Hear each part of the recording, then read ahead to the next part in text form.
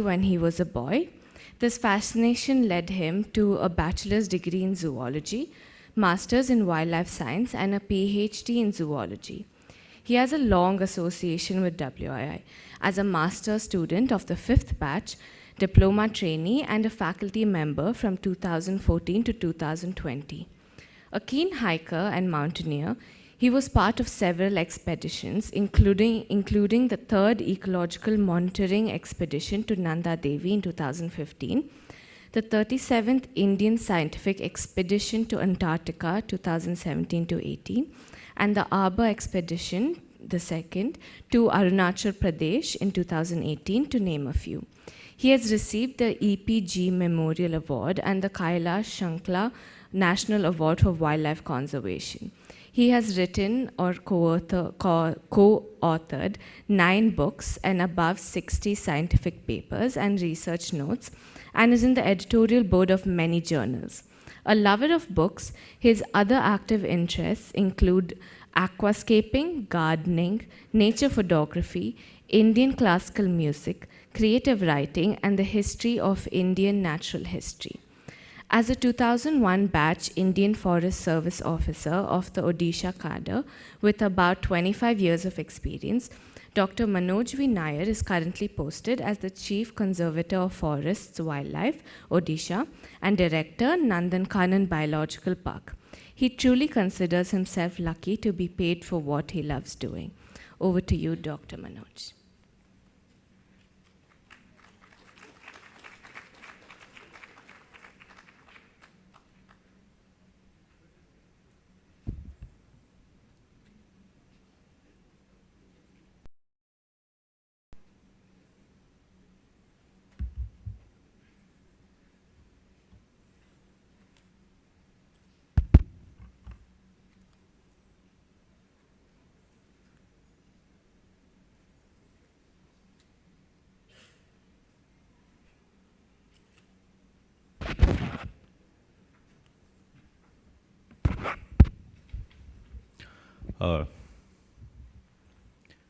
Very good afternoon to all of you.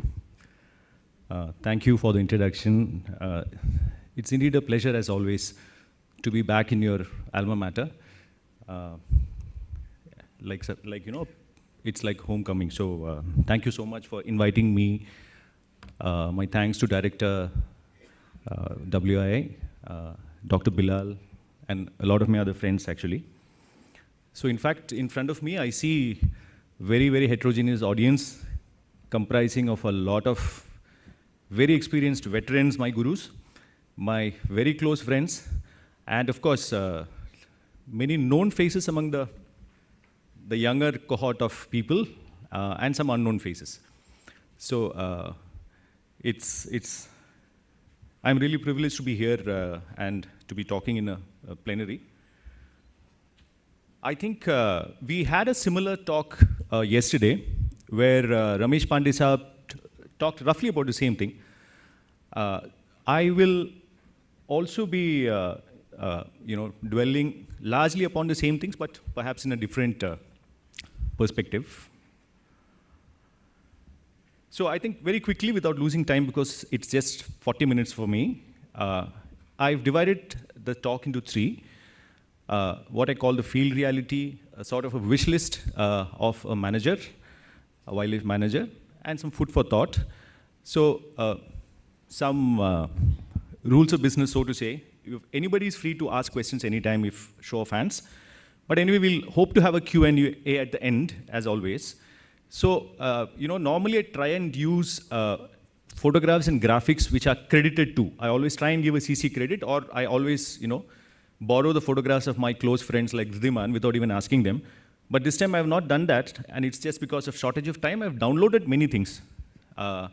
So I've not given the citations for citations. I've not given the acknowledgements for that, actually. So that's a disclaimer.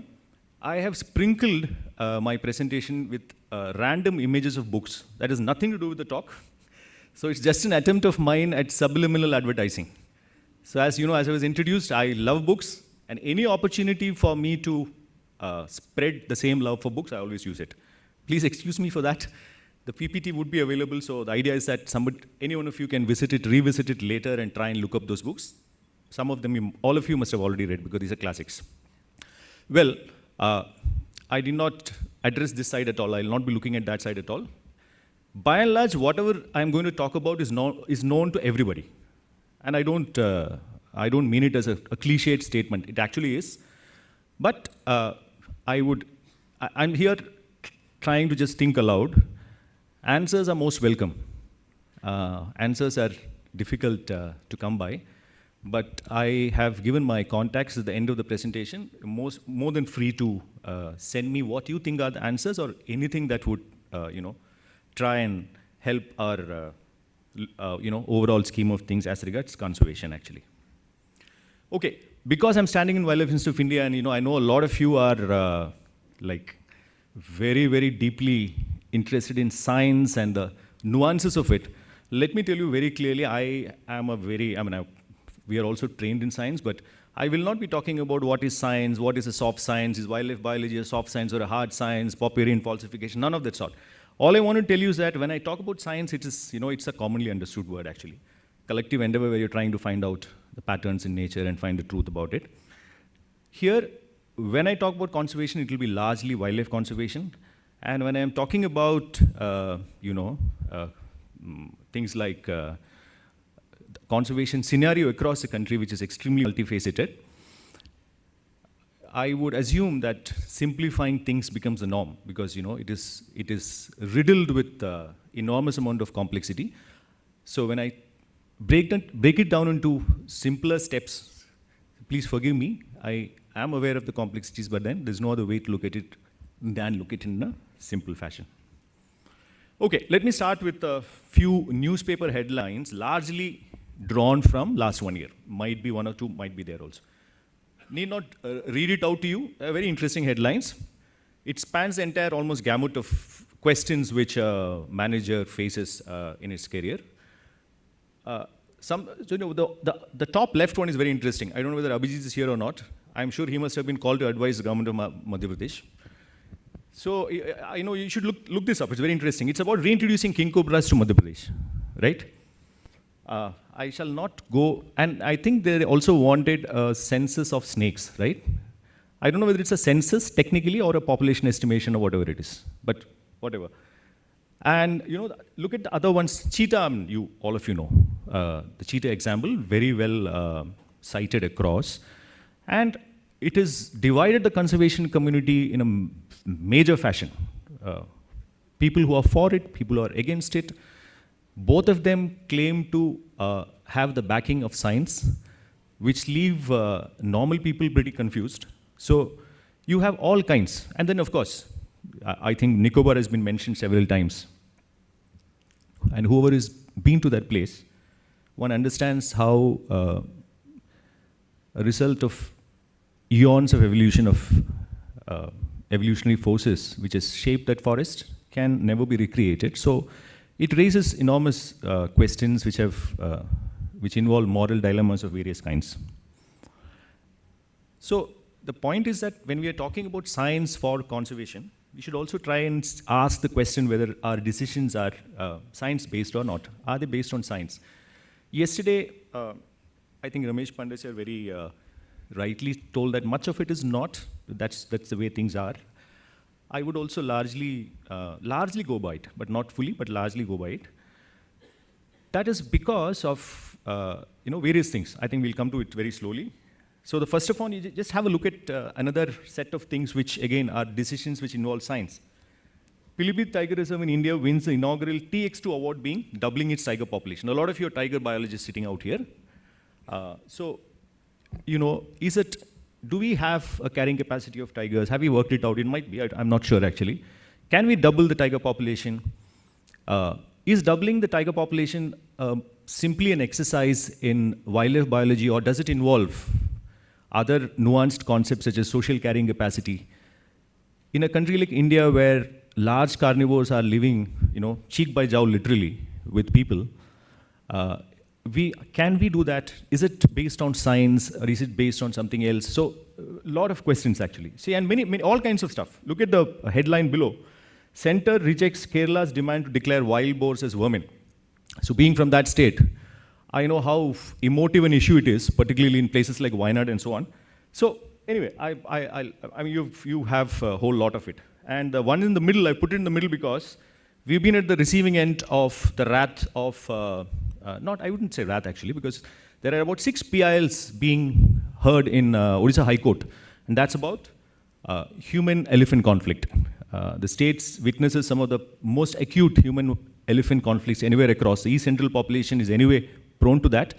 We lose about 125 people every year and about 90 odd elephants. So it's enormous. So the court had to step in, and then, they literally asked us to prepare a comprehensive action plan for mitigating elephant-human conflict in about 4 months, right? So we delivered it, and the plan is getting implemented. But then you'll ask me, is it based on science? We have our own questions. So with that backdrop, I think the operative question is this. You're all aware. Can India be a 5 trillion economy? That is what we aspire for, while retaining its values as a biodiversity hotspot. I'll not go too much into the detail. We have surpassed China as the most populous country. Harbors about 7 to 8% of the global biodiversity. 5% of our people are still behind the poverty line, but we have made enormous strides in getting people out of what is called the multidimensional poverty index, right? But still our HDI remains at abysmally at 130, 130. So in this Anthropocene, in this age of mass extinctions, as all of us know, it is a huge ask that a select group of people are faced with. It's enormous, it's a Herculean task. But despite this, still we consider India as a global conservation leader. And I'm not, saying it for the effects of saying, but in many senses we are. I think the reasons are many. We will maybe touch upon a few of them. And we are in the cusp of becoming the global leader in terms of a demographic dividend, having a very young population. So in that sense, we have the human resources at our side, and we have to be optimistic in the sense that the situation is such that it's very easy to see the doomsday view, to believe that apocalypse is staring at us on our faces. But I think there is no other option as people who love wildlife to but be practical, optimistic, and constantly be at it. Be at it in the sense not at being pessimistic, but I mean conservation actually. There is also an interesting view when we often talk about, in the public discourse these days, as India being, leading the world in a lot of things. It's good to see. It's a reality check that we also have to look at how the world sees you in many things. So there's an interesting index. In fact, I've given the links to all these in the reference, the small reference slide. So the 2024 Environmental Performance Index, an exercise by Yale. And out of that, it's very interesting. It's a multifaceted, index. And talks like this, what it does to you is that it forces you to read, brush up. So that's why I'm always happy to attend these talks, because you learn a lot. So it's very interesting, this index. And out of 180 countries, India ranks 176th. And there is another very interesting index called the Global Nature Conservation Index 2024. And this is by a group of people headed by Ben Gurion in University in Israel in Negev. So they have also had multidimensional performance indices, and out of 180 countries, again, we rank at 179th. Bhutan, interestingly, is the only country in Asia that has performed remarkably well, ranking 15th. I think it's amazing. So then that raises the question as to where are all of us going? Where are we going, actually? Are we going in the same path as the global north, the Western countries which are very highly developed, having had the brunt of destroyed their natural ecosystems at some point of time, and right now trying to rewild and restore and so on and so forth? We have to think about the equity of the global south also, an argument when we talk about things like climate financing, etc., that India being a poor country, why should we bear the cost of conservation? So we'll come to this a while later. But now I'll just cut to something, and that's the conservation dilemmas in real life. And as I speak, every day in India, number of these unfold. So for a farmer, how do I protect my crop? It is a burning question. You go up in the hills of Uttarakhand, you go to places in central India. I mean, farmers are And we saw the movie of the brown bear yesterday in Jammu and Kashmir near Kargil. Although it's a bit sensationalized. I was sitting with Bivash and watching it actually. But I think this is the day of optics and sensationalizations. You cannot. But then, for the farmer, for a DFO, it is like firefighting always, right? There are forest officers here as well, and particularly the younger lot, they will fully agree with me. It's like metaphorically and literally firefighting. Anything, Rasta Rokos, Gheraos. The Chief Wildlife Warden, how do you reconcile these conflicting imperatives of conservation and development, actually? It's a day in, day out thing. And now that you have set timelines which are closely watched, and we have portals like Parivesh, wherein you have to evaluate it, make a decision, and convey to the powers that be. It is a hugely, enormously pressure-filled situation. And of course, the ministry also has its own issues, like, there are big ticket projects, for instance. Where do you find the funds for that? The new projects coming up, and in the limited kitty of money, how are you going to do this balancing act? Whereas number of problems keep on increasing. A lot of emerging issues, like One Health, for instance. I can see Dr. Bharucha sitting there, and it's always a pleasure to see wise people like him around to guide us. And of course, the global image, which all of us are concerned about. And of course, we are concerned about the image of our country, and we have to put our best foot forward and project a very positive image.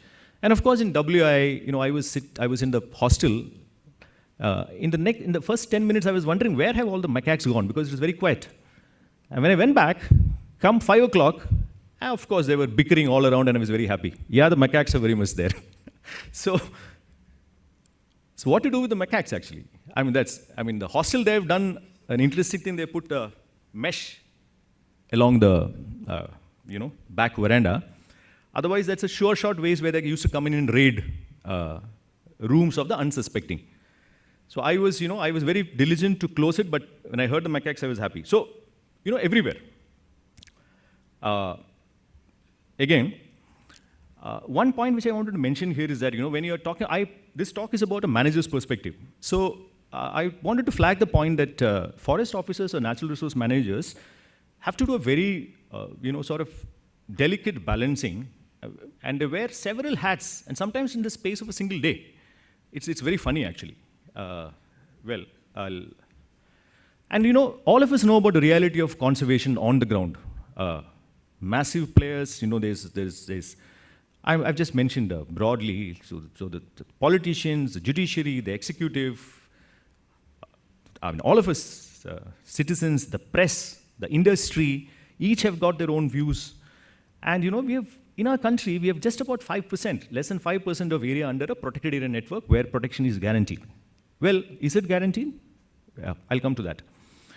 And we have roughly about 25% of forest and tree covers. In fact, there are questions asked about the methodology and so on and so forth. I don't want to get into all that.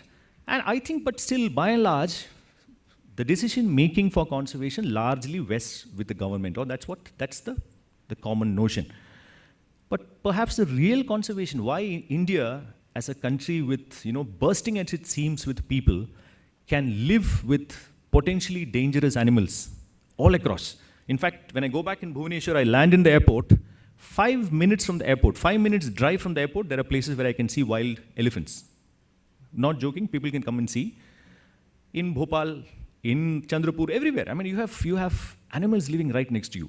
Maybe only in very few places in Africa you'll have similar situations, but nothing comparable in a countrywide scale. So then, and the brunt of so-called conservation is being borne by the local people, whether they like it or not, the real on-the-ground communities.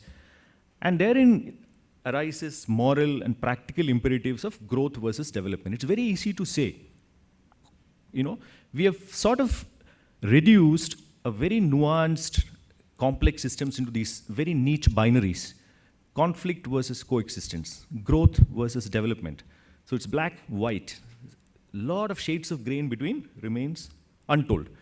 Well, one thing which I always feel very surprised as a person is, does conservation, and conservation, again, I've defined it, is wildlife conservation in that simplistic sense. Does it matter to our citizens? See, I believe, and this, what has really taught me about this particular thing was during my 2-year stint in Lal Bahadur Shastri National Academy of Administration, the IAS Academy up in Mussoorie, where I was posted as a senior deputy director. So that gave me an opportunity to deal directly with, absolutely fresh, ignited minds who have just come into the service. And I was, frankly, absolutely puzzled, surprised. See, they would tell you all the statistics, okay? What's the percentage of protected areas? In which state does Pobitora belong to? All those things are fine because they all passed the preliminary exams, right? But the moment you start asking about, basic questions, like, we had a session where I was trying to tell them about possible, steps that a sub-collector or a collector can do. We had a small module. So I was asking them, how many of you are aware as to where the drinking water from Mussoorie comes from? Zero. Nobody.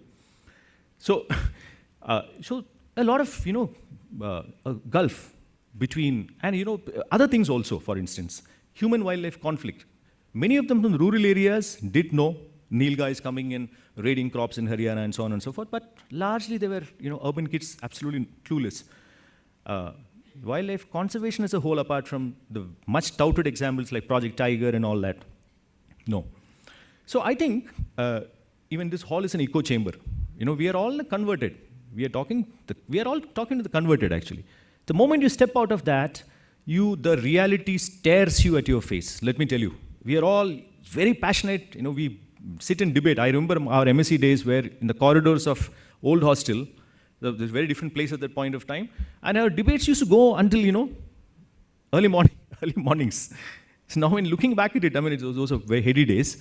But then now, you just step out and ask, the community is living around you. WI has seen, anyway, let me not get into that tangent of this thing.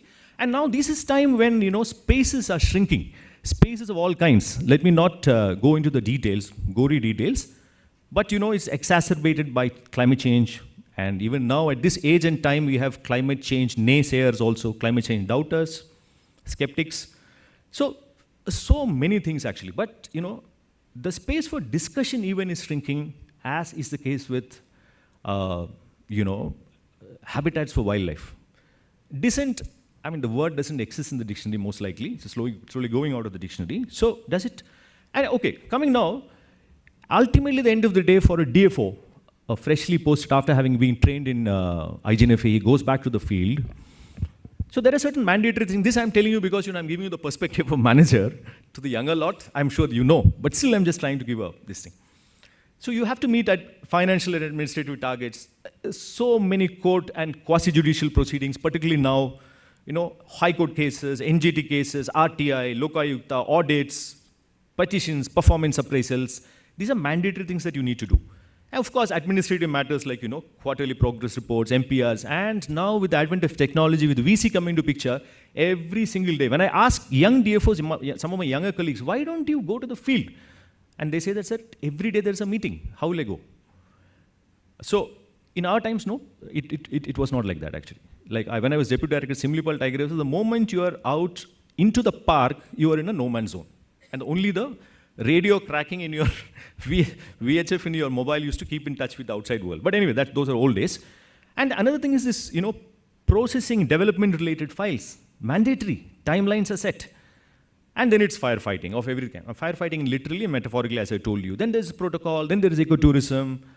And coming to the optional ones, optional is okay, you can know about the wildlife of your area. You can support and document and research. And somebody who's really, really interested in actually doing it himself or herself, it will be frowned upon. And you can always engage, in fact, let me not go too much into detail. When I ask my young colleagues to identify about 50 species of trees and plants, they tell me why should, in fact, I used to take fresh batches of IGNFA out on their orientation tour. So this is one thing which they constantly ask me because they are fresh, young, they can ask questions back. They said that why should I can always employ a botanist. So my answer to them was, it is ultimately going to be your bread and butter. Have a sense of pride, try to understand the system, and there's no harm. And this is, you can learn every day. So anyway, so these are all optional.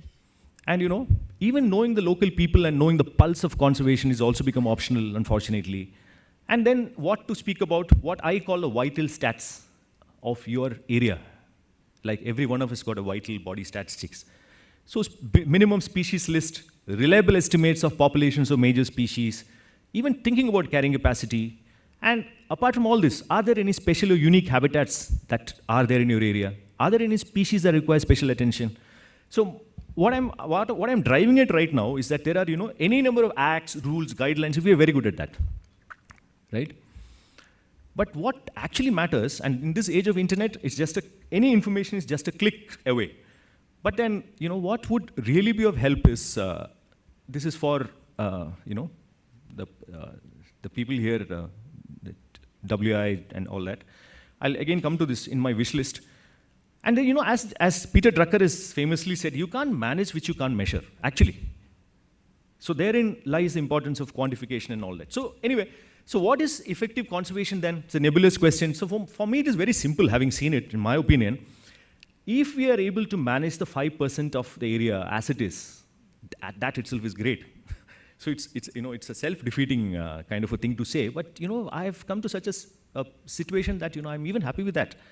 If possible, add about 1% more, because the moment you move a file, a proposal for a protected area, it immediately raises red flags, because our country is growing at a blistering pace, and nobody. And this is because we are sitting at one side of the other side of the fence, and we are thinking that why can't you increase it to 7% in a country like us? But it's so enormously difficult. Actually, land is a very precious commodity. So I think then we have to think about ways out. And how do you do it actually? Therein lies the question. I think BC sir had spoke a little bit about this thing. I heard about it when I was listening to him on YouTube. There are so many things which, apart from the contextual framework of a formal protected area, which even after the amendment of the Wildlife Protection Act, you also have chances of declaring community reserves, conservation reserves. But again, it's interesting. I have known of cases where declaring an area which was managed by the people as a community reserve has done enormous damage. So it is again complex. But then we have to empower the involvement of citizens, because ultimately what India has right now is largely due to the people. I know of many of us are believers of the fortress model of conservation, which also has its own value. But there should be a spectrum, all kind. So I think there should be a mix and match of solutions. And at every scale, starting from a city park to a marine MPA. For shortage of time now, I will not go into too much of details about SSSI. These are sites of special scientific interest, something which I came to closely understand and appreciate during my stay in the UK for some time, about a year or so. And then KBAs, OECMs, etc., etc. Well, the wish list, I'll directly come to the wish list actually. See, there should be, where are the answers? Where are the decision support systems for a young DFO or somebody sitting in the field when they ask questions? So I, jokingly say the answer, my friend, is blowing the wind. So that's what Bob Dylan said. I don't think many people of Bob Dylan's generation are sitting here, but anyway. So what the DFO is looking for is clear-cut answers to even a small thing, like, a tiger that you are tracking, a radio collar tiger that you are tracking. You find from CCTV camera that the collar has become tight. It's a real-life example, actually. Bivash is sitting and smiling. What do you do about it? People have different opinions. It's a very tricky thing. You can't even afford to lose even a single tiger. So the DFO said tender hooks, right? What to do about that? Who will guide? Who will? So we call Bivash, we'll call Dr. Nigam, we call everybody, we call Dr. Kobragade, get different opinions, whatever it is. So we are, the young DFO in the field is constantly asking questions of various kinds. Not just, larger concepts like carrying capacity, active management, culling, translocation, and finally freedom. What is freedom? What I mean is, we have made our laws, rules, guidelines so strict, both in situ and ex situ conservation. I'm not saying it's bad, but let me not go too much into the detail, but there should be a certain flexibility, a certain amount of freedom that is given to the people in the field. Why is Africa leading in adaptive management? And we've seen, I myself have witnessed, herds being moved, just, dart, pick up, leave. I'm not saying it's a good thing, but here, even to treat an elephant, you require a formal permission, and then you sit and wait. So, I also manage a zoo, a large zoo. So the zoo regulations, less said the better. I'm not a votary of opening up zoos or, making circuses of zoos. But what I'm saying is that there can be freedom which can be given. So anyway, what I've said here is that there are informal groups. Can we have any formal mechanism? Now, very quickly to the kinds of research. This is something which is like a little tricky topic. The constant refrain of pure and applied research and so on and so forth. So anyway, I have all my regards for all kinds of research. But in most of the times, what a PA manager ultimately is looking for is not like, I understand, I appreciate, things like Wallacean in linear shortfalls, unseen creatures going extinct without getting. Somebody had asked this question yesterday, that what happens to insects? Why don't we have conservation management plan for insects? So being somebody who has, I think I was probably the only one who worked on insects for an MSc dissertation and also for a PhD. So I have all my regards for the little things that run the world. That's how E.O. Wilson called insects, actually, right? So, but then, is it possible in a country like India? Is it even possible to think about it? So what a PA manager in the country right now is looking for is very small things. He wants time-bound studies which address, real-world situations. The conclusion should be clear-cut. So I don't want somebody to come and do a research for 5 years, and the main conclusion is that, we need a 5-year more study to clearly delineate the contours and give suggestions. I mean, that's just not done, actually. So I'm not saying, that you can have, of course, long-term studies are required. You need to have long-term monitoring stations and so on. But we're looking for practical, site-specific, and very, ideally speaking, cost-effective prescriptions, actually, because money is also, in a country like India, should not be wasted. And a lot of this money is blood money coming from things like Campa. So let's be more accountable, actually. So why should you have, anyway, let me not go into that. So jargon-free policy briefs, very important for decision makers, actually. Let us not be jargon-ridden, actually. Just let's not be that. And ideally speaking, a crisp, non-technical summary for the public. So do we have such things? Of course we have. I'll come to that. And I think, continued engagement. I was listening to Dr. Mahesh's absolutely brilliant presentation of the shoulder grassland systems, and having seen those places earlier, very nice. So, but one thing he said, struck a chord in me, saying that, he was saying that I do not know what is the status right now after having disengaged with that for the 5 years. So my point is that I think continued engagement is very important. You would have done a study and gone back, but then please keep in touch with that place. It's ultimately the place which you have worked on. Understand, try what is happening in that area. And that oftentimes, the managers are open. They're looking for suggestions. What can you do? You need not put it down in black and white and give it as a document. No, you can even give oral suggestions. Let me not go into the detail of this at all. We need problem statements, as was mentioned yesterday. So this particular thing on the left is a problem statement, apparently from Pench Tiger Reserve, Maharashtra, which Gautam brought to my notice yesterday during a casual conversation. And I said, you please send it, so I put it up. Right? So problem statements at all scales, right? I think in Odisha, we are working on a research matrix which clear-cut problem statements, which we'll be putting it out and sending it to organizations, and also telling broadly how much money we have for that. Okay, now let me come back to one thing. This is something which is very interesting. We always ask for questions, and we reinvent the wheel. But there's been, when you ask whether, our decisions have been based on science, I would say yes, in many ways. See, how many of you have seen these two documents? I'm not looking at that side at all. How many of you have you seen these two documents? This is Planning a Wildlife Protected Area Network, Volume 1 and 2, Rogers and Power. Of course, I'm aware that Rogers, Power, and Mathur came later, but I'm talking about this one. Particularly yes, a show of hands. I need a show of hands from this side. Okay, one. Gautam, you should not raise your hand, actually. If you've not read it, then, So anyway, yeah, great. See, not many people know that there's a Volume 2. Volume 1 is an absolutely stupendous work.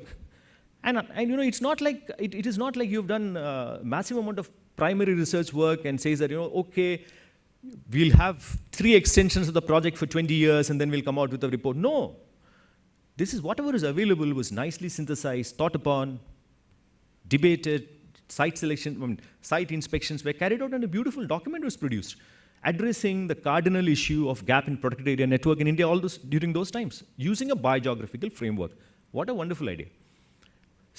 Volume 2, I keep going back to Volume 2 when I travel, is that it is state summaries, people don't know. Even now, in Odisha, okay, protected area is a taboo word, anyway, But there is so many things actually, so many places are yet to be notified. And many reserve forests are still there which we do not know about, whose biological values were understood and celebrated during those days. Okay, let me not go back to 1988. You look at your Indian National Wildlife Action Plan, right? I'm sorry, but how many of you have read it? This is the fundamental document for wildlife management and research in the country. Yes, please. Okay, no hands at all. So there is some such document, right? And believe me, it is a fairly good document. It's a nice document to read. A lot of thought has gone behind it. See, there are 17 different thematic heads where people have tried to look at it. I've just cut and pasted 12 of them, of which you would notice, strengthening research and monitoring, I've made the icon a little big, so that all of us can be happy. Yes. Okay. So see, it's written there. Many good things are written there. There's a checklist. There's a list of priority projects. There are timelines given. But like what PC sir has probably mentioned it in his talk, we have done a very, very, very indifferent job of. I'm not saying that it's easy to have checklists, but at least try and address many of those. Good points are there. Now I'll just quickly rush through I have got, I think, 7 more minutes. So the wish list is that WI should have, or whatever, one-stop destination for authentic wildlife-related information. See, information is aplenty, it's available everywhere, but I'm looking for curated information. Active network of wildlife management professionals of various kinds. I know there are any number of WhatsApp groups. I'm not there in social media, so I do not know. I must be there in all kinds, but I'm not there. But what I'm saying is something formal. Targeted capacity building is crucial. I think that's the reason why Dr. Barucha asked a question whether, is there any money? I mean, you have got tons of money, but is there any money for capacity building? That's crucial. And this is a time when we should have, WI should take the lead for having very nice curated self-paced online learning courses. I don't say that you should sit and do it, but you can always get it done, curate it, help it, develop it, and put it out there in the web. I mean, US universities have got brilliant courses. I am not saying that you should reinvent them, but tailor-make it to Indian situations. Have it. Let people learn, understand. And harnessing technology is really, really, really amazing actually right now. I think there is one, if you ask me, one game-changer technology too in the recent past, it is one drone, obviously. I mean, it's like amazing. And second one is, the use of AI coupled with infrared cameras actually. And there is wonderful case studies available from Odisha, and I'm sure Bivash will talk about it, how it helped Simlipal revive, recover, and really turn around the protection scenario. Conservation conscious citizens and well-rounded forest officers, this is like nebulous thing, so forget it. I just, I couldn't help but write it there. That's the end all and for all. Wishlist 2, increasing the PA network, it might not work, but then let's try at least something. Check volume 2. Establish baselines. I think there's a massive project which is there for establishing long-term baselines. We've been talking about for ages. But apart from the IIC one in Masinagudi and Mudumala and other places, Upper Nilgiris also, there are not many. Volunteer-driven scalable pilots, SSSIs, like the UK. This is something which really, that wildlife enthusiast course which Suresh has been running with great success. I think this is something which we need to talk about. They go back, find out. I mean, there's any number of small places which is completely out of the pale of protected area network of any kind, which actually supports things. In fact, anyway. And then, habitat management outside protected areas. And one thing which I wanted to, emphasize is open natural ecosystems are still treated as wastelands. They're some of the most productive ecosystems, actually, particularly the dry, arid, natural grasslands of central India and Western India and many places, actually. Well, ecotourism is something, and why I've quoted within quotes eco is, all of you know, that's something which is coming up in a big way because we have got expendable money. Ecotourism is something which we need to carefully look at. I know there is a policy in place, there is a framework in place, everything in place, but even then, despite all these things, it takes bodies like NJT to come and put a brake to many projects, actually. So it requires careful thought. Social aspects is something which is slowly coming into our echo chamber, but unless massive amount of work is carried out on that, I think wildlife conservation, we will not be able to really derive evidence-based policy-making instruments. I can see Bharadwaj sir sitting there actually, but it has to be major, and I have got this realization pretty late. During our master's times, we were all wildlife biology people. We were never wildlife management or wildlife extension people at all. But now in this time and age, I realize It's very important actually unless we have it. And these no-go areas, again, taboo, but I think it's high time. Policy level, we should have no-go areas actually. Apart from protected areas, anyway, no-go, by the very fact that they're protected areas, but other areas. And I should mention it here that, two of my long-standing, our wishes, in fact, all of our wishes have been fulfilled through ICON. I know there are many, yet I've been to many conferences there, but I think the niche that this particular place has is very unique, and it should be continued actually. It's amazing. Hats off to all of you, and collective clap to all of you. And second one is this Journal of Wildlife Sciences which WI started. We've been talking about it for a long time, but this is something, and my sincere request, which I think Dr. Meva Singh mentioned yesterday, was, please contribute. Because it's got a scope for even writing anecdotal natural history things also. Role of WI, let me not go too much in detail, but I strongly believe that there is a huge scope for having a functioning proper alumni management cell and to leverage the large number of alumni of all kinds that you have. It's very important. The Envis cell, I don't know whatever cell that is called right now, I think that is one place where we can try. I mean, the herbarium has seen a massive upgradation. I'm so happy to hear that. I think there should be a place where, we should have a repository of case studies and best practices and caselets.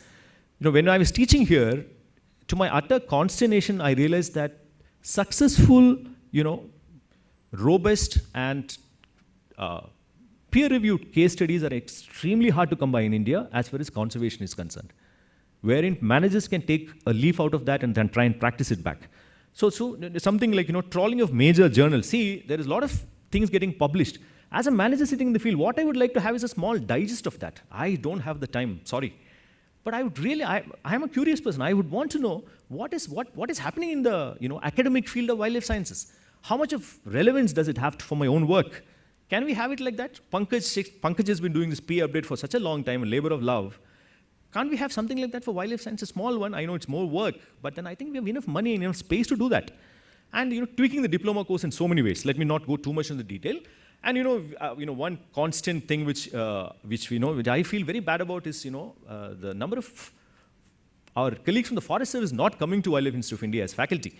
I have tried my very best to trying to spread the word around, luring, baiting. It's not worked till now, but I hope that jinx gets broken right now.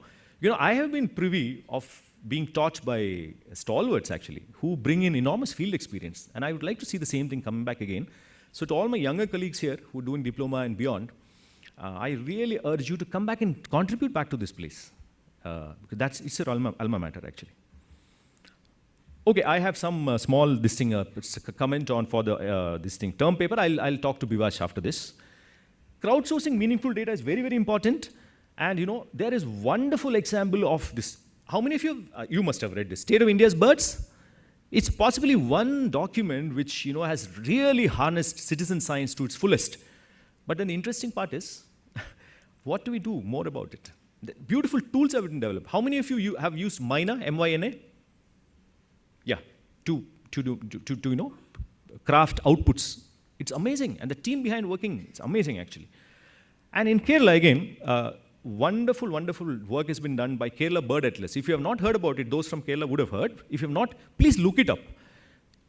10 years of massive data collection, and we have panchayat level data for trend changes for birds. I don't think to that level even maybe you as some of the counties might have. Otherwise, no. So wonderful examples, amazing examples. Not that it cannot be done. Well, now.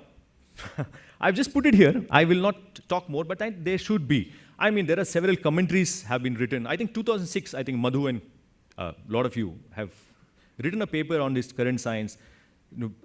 Recent EPW papers have also been. But what I'm saying is that, somebody sitting on the other side of the fence, I really feel bad when, we cannot dispense. I think Robin is there? Huh. So despite, I am very much there in the system. Despite we trying, also, oftentimes you're not able to give permissions in time at all. And it's a really, it is something which really requires, I'm not saying that, we should be up in arms and so on, but no, it should warrant a careful relook so that this, like ease of doing business, I think research should not be a torturous endeavor to pursue. We should. Okay, now I think I have one more slide, that's it. Some food for thought. Like, can WI and SACON, whatever, ICON community help with some of the answers? This is something which, is a recent EPW paper of 2025, written again by Madhu, our immediate senior NCA founder, Madhu and co, actually, and Madhu and Rana, in fact. I don't know how many of you know Anandi Sinha. I just read it out very quickly. As India's developmental priorities shifted from welfare to aggregate economic growth, the state has increasingly found itself in the middle of an impossible balancing act, positioning itself simultaneously as a protector of nature, defender of forest communities, and a facilitator of industry and infrastructure expansion into forest and wildlife habitats. This is the place we find ourselves now. It is actually a crossroads in terms of environmental history. People like Dr. Barucha and BC has seen it all for quite a long time. It is actually a, Dr. Mathur, all of the stalwarts sitting there. So it's actually a moment of reckoning, moment of truth, so to say. We should reimagine conservation. Each of us here, we have no doubt we should conserve. But then, how do we increase the constituency instead of trying to convert the converted, actually? I learned it, as I said, in Labasana stint. I think, we should be cold, calculated, and clinical, right? We should use strategy. We should have a tactical approach. We should have a plan. Otherwise, it will not work. I'm not saying that we should all be conservation mercenaries, no. But then, we should add to our, I feel it very much, actually, because, when I have to explain to my MLAs, when I was Chief Executive of Chilika Development Authority, I had about, 2 MPs and about 6 MLAs in my jurisdiction, and, it used to be crazy, actually. But then, you meet them personally, you explain, you make them understand that a wetland like Chilika cannot afford the kind of unsustainable fisheries that is going on. Whether we can do something or not, and is it only immediate political gains, or are you looking at it in a long term? They listen. Of course they listen, actually. So, for that, we should equip ourselves, all of us. There is no limit to excellence. Mediocrity should be absolutely shunned. Should have the integrity, the courage, the gall to say that, we will excel. Each one of us, actually. That's what I tell the youngsters. And, be storytellers. Gone are the times when you can have a policy brief written in dry as dust language and expect people to learn and understand. No, they will not. The attention span is so short, the time of social media and instant gratification. If you don't have a policy brief which is written in intelligible language, it becomes an issue. In fact, in many places outside, there are, WA is already doing that. It's already started to do that, which is a very good thing. But we need to further demystify it and take it out. And one more thing, because I was talking to so many scientist friends from other places right now. I think we should build partnerships. We are a very small community. We cannot afford to have artificial walls, turfs, territories, marked or unmarked, home ranges. It is a time that collaboration is the key. Collaborate, collaborate, and collaborate. I don't mean collaborating for writing scientific papers. Number of authors, on an average, if you take a graph, it is increase exponentially. I've seen scientific papers where the first page is only authors. I don't mean that. Then it's fine, that's fine. That is fine. That's how the world is. But what I'm trying to say is reach out to your colleagues across and collaborate. And in our own lives, let us be kind to others and the earth. That's all that we can do. These are the key references that I've given for that couple of indices which I found very useful. And one more thing is that there is a YouTube video, because recently I was reading a book. It's an amazing book. After a very long time, I found it enthralling. That's by somebody called Bernie Cross. I was talking to Pratap Singh sir about it because immediately after my master's, sir was kind enough to take me to Arunachal for. So while the rest of my batchmates sitting and writing papers, I was watching birds with him, actually, tramping around Arunachal. So what I wanted to say is that there's a small YouTube video. Dr. Bilal and his team may kindly circulate it among them. Just put it up in some repository where the people can access it and watch it. And I think that is all that I have to say. I think each one of us have to reimagine conservation. We have reached that crossroads. And because why? Because after all of us have only this one pale blue dot. And I'm sure all of you have heard about this pale blue dot. If you haven't, I would really want to make you listen to it. It's a small 3-minute clip by Carl Sagan.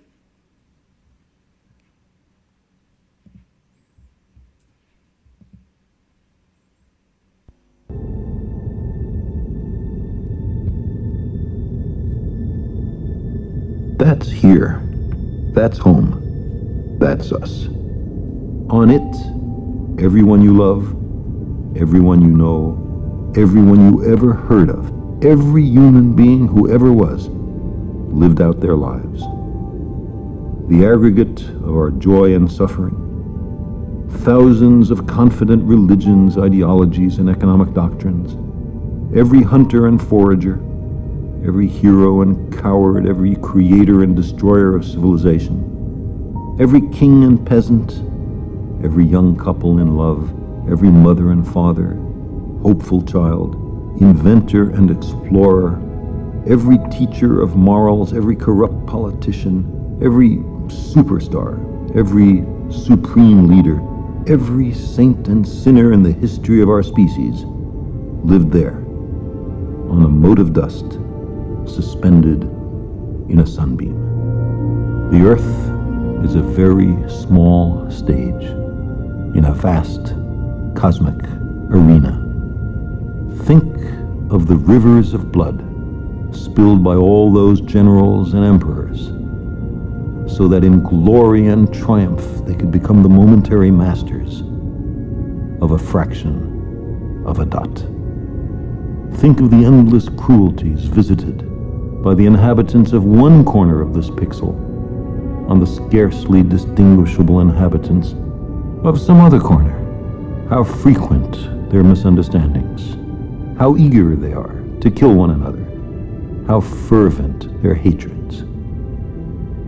Our posturings, our imagined self-importance, the delusion that we have some privileged position in the universe are challenged by this point of pale light. Our planet is a lonely speck in the great enveloping cosmic dark. In our obscurity, in all this vastness, there is no hint that help will come from elsewhere to save us from ourselves. The Earth is the only world known so far to harbor life. There is nowhere else, at least in the near future, to which our species could migrate. Visit? Yes. Settle? Not yet. Like it or not, for the moment, the Earth is where we make our stand. It has been said that astronomy is a humbling and character-building experience. There is perhaps no better demonstration of the folly of human conceits than this distant image. To me, it underscores our responsibility to deal more kindly with one another and to preserve and cherish the pale blue dot, the only home we've ever known.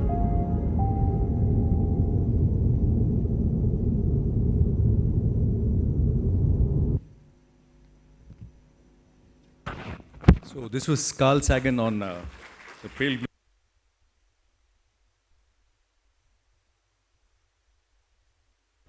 End my talk. I'm sorry I've exceeded by 10 minutes, including the 4-minute video, so it's about 6 minutes of this thing. Thank you very much for so patiently listening to my holding forth on conservation.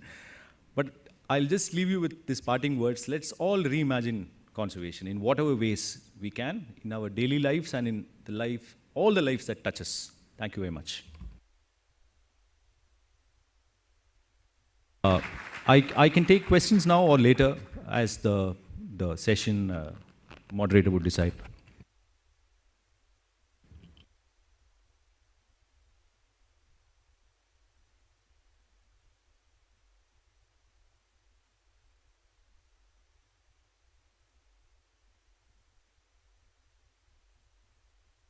We can take maybe 1 or 2 questions.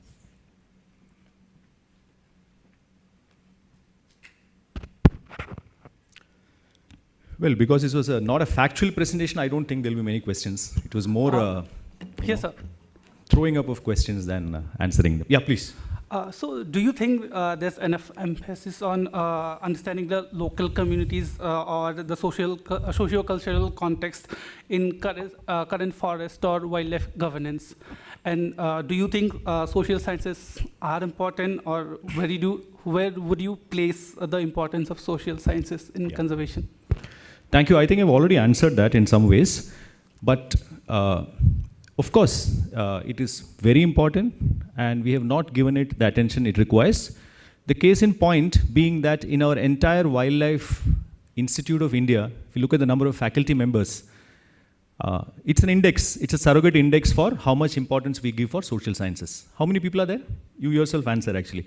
I think after Ruchi madam leaves, I don't know whether recruitment has taken place. Sir has recruited so many people actually, and she's really strengthened the scientific arm.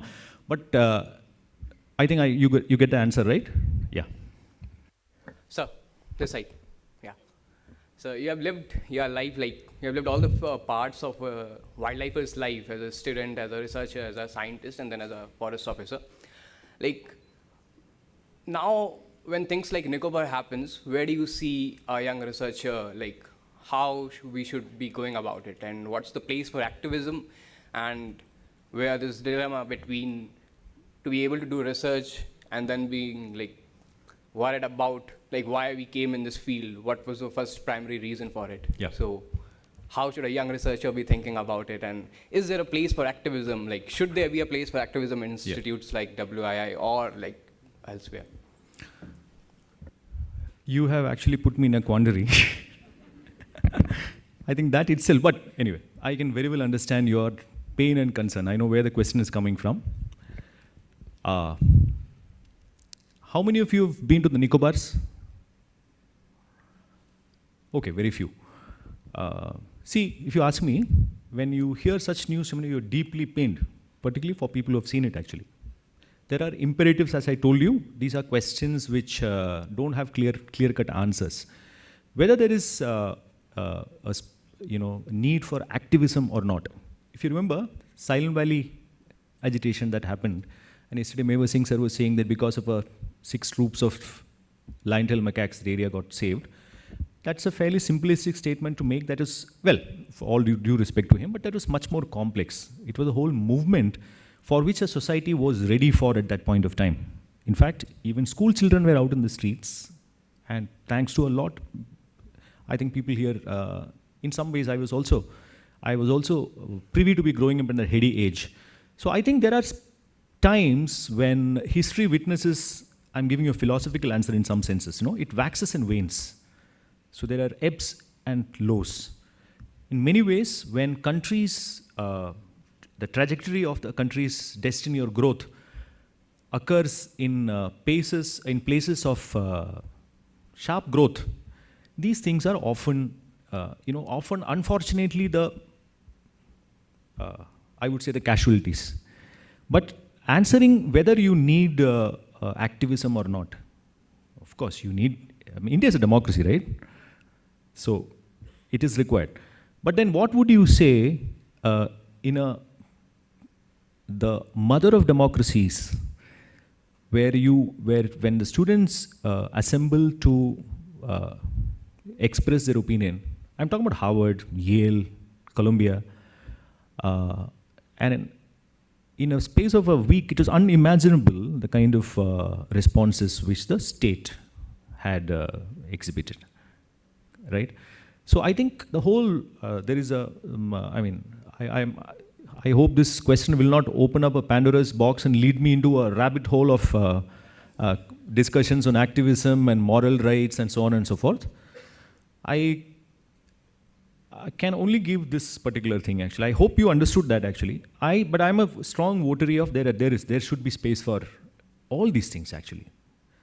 But what worries me is that, so going by the same token, you should also admit that there is a space for other extreme views also. I know of people who are very vehemently, when I ask that, why should you have the Char Dham project highways? I've witnessed to, why should you have Nicobar happening? Why should you have the development paradigm that what you have in Lakshadweep or in Ladakh or whatever it is? These are the last frontiers of wildlife in India. You can have, again, that's what I'm trying to say, of this eco box syndrome. You just go out and talk to people. I know of people, staunch people, very, very principled people who believe that they are really patriots who emphasize on nation building, they will give you any number of suggestions saying, and suggestions, very strong opinions saying that no, we need it. So that space is also there actually. I don't have answers for that. But I think what we should be doing, it's a deeply troubling thing. We should not get completely dejected by that actually. Things will happen. One example I often talk about is, about this Chernobyl resurgence that has happened? Anyway, let me not go too much into the detail. Even a nuclear holocaust, nature has conquered it in some ways. And, the COVID lockdown time, I'm sure all of you, this is a much celebrated example, but the first lockdown time I was in Missouri. I'll not go too much into the detail because it's a very deep question I'm giving you, trying to be slightly more elaborate. The way, nature bounced back. I saw leopards right on the road at least a couple of times. Anytime you walk into Benog, Kalige is on the road, Gorel right there in Clouds End. Any number of examples. Black bear picking acorns right below the Happy Valley polo ground. So what I'm trying to say is that, we feel that, of course, in the face of enormous destruction, nature is completely handicapped and cannot bounce back. But then we are just, kind of insignificant beings in the cosmic scale of things in a pale blue dot. Let's be optimistic, actually. In fact, I know one very staunch optimist, Dr. Bivash Pandav. So when I am the pessimist, I keep telling him that nothing is going to happen, actually. But then he always corrects that, nahi, hobo. And right from those days. So I think let's all be optimists. But I understand the pain and the question. Thank you.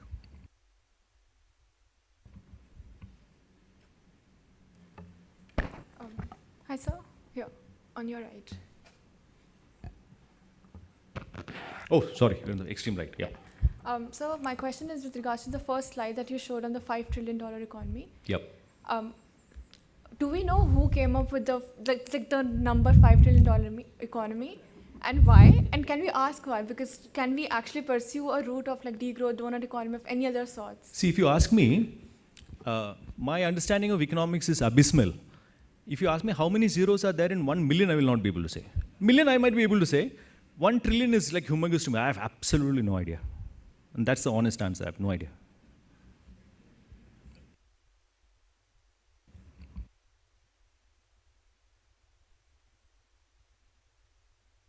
My email and phone number is given, and I'm there till tomorrow. Any deep discussions, I'm game for it actually. Just we'll have a session actually. Thank you very much. We used to have this Friday forums, in WI. I'm sure Bilal, do you have it now also? Ajay, Bilal is gone. Yeah. It's very sad to say that there is no Friday forum happening for last multiple years. Make it happen. Thanks.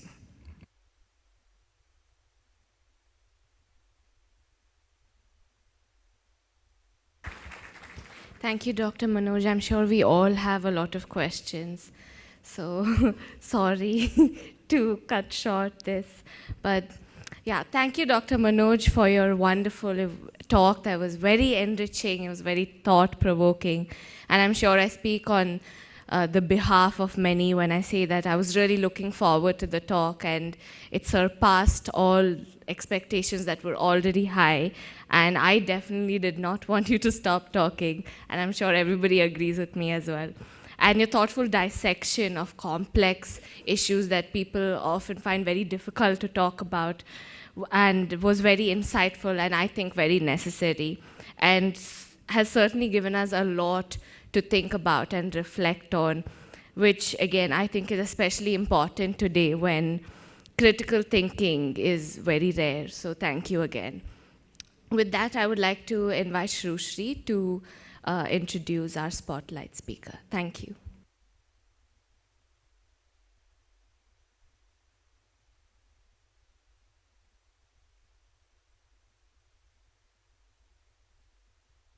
A small announcement, people standing at the back, you may please take these seats. It's all empty. Please come forward. Okay, welcome to the final talk of ICON 2025. It is my pleasure to introduce our spotlight speaker, Dr. Akanksha Rathod. She is an assistant professor at BITS Pilani, Hyderabad. Dr. Rathod completed her PhD at IISc Bengaluru, where she used drone imagery, deep learning, and social network analysis to study collective behavior in black buck herds. She went on to pursue postdoctoral research at Max Planck Institute of Animal Behavior and the University of Constance, Germany. Her research sits at the intersection of computer vision, machine learning, and ecology, with a focus on understanding group dynamics in animals. At BITS, she now leads the Discover Lab, exploring data-driven approaches to study animal behavior and ecosystem monitoring. Please join me in welcoming Dr. Akanksha Rathod.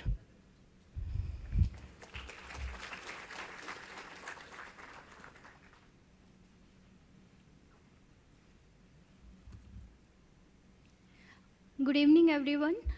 First of all, I would like to thank ICON and WII to give me this opportunity to share my research journey and how it has evolved to align more into wildlife conservation and wildlife sciences. Over the past 3 days, there have been so many fascinating talks and discussions that everything is said and done. So I thought I'll just go ahead and through my talk, I'll answer this question that Dr. Bilal asked me yesterday, that what is a computer science person doing in wildlife research? So I'm taking this liberty to share my personal journey, that how it has evolved from studying pure behavioral ecology to now doing applied ecology informing conservation science.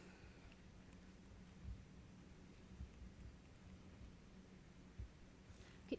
So this has been a long, convoluted journey, and it started with this very funny Google query where I was really confused how to start my career in this direction. And then over the year, I moved from technology to wildlife, and now doing tech in the wild. And just to answer the question that what theme I study, it's really difficult to answer. So the answer generally depends on who is asking me this question. And generally, the science that I do, it transcends disciplinary boundaries, and it's everything on this pale blue dot, so to say. The central theme of my research has been studying animal behavior, and more from the grouping dynamics perspective. And collective behavior, it's good that Dr. Jhawar yesterday introduced to this direction of research collective animal behavior, and you might have realized that inherently it's a very academic field, and the focus lies a lot more on theoretical or experimental studies. But over past few years, the focus has been shifting on studying collective behavior in the wild and understanding the implications for not only conservation, but also to have this predictive power to be able to use these behavioral indicators for ecosystem health, etc.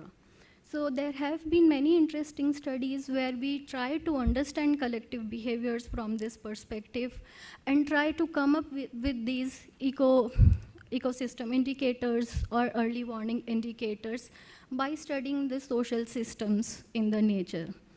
However, this direction is very difficult because you need to have a very good predictive ability to be able to come with any indicators. And the difficulty lies because nature is very unpredictable, and there is a lot of heterogeneity and confounding factors in the wild. So therefore, this research also evolved a parallel direction, which now I name as computational ecology. I don't know what is the right term to define it, but it encompasses coming up with methods and tools which not only informs my core interest, which is collective behavior or collective intelligence, but it also helps us to deal with many other applied research problems or applied conservation problems.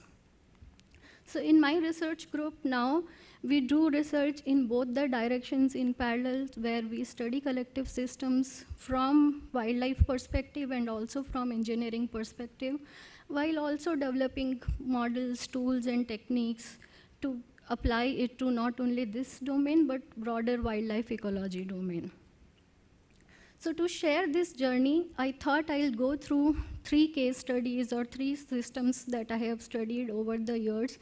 And gradually there has been this shift from behavioral ecology purely to now applied ecology for conservation science.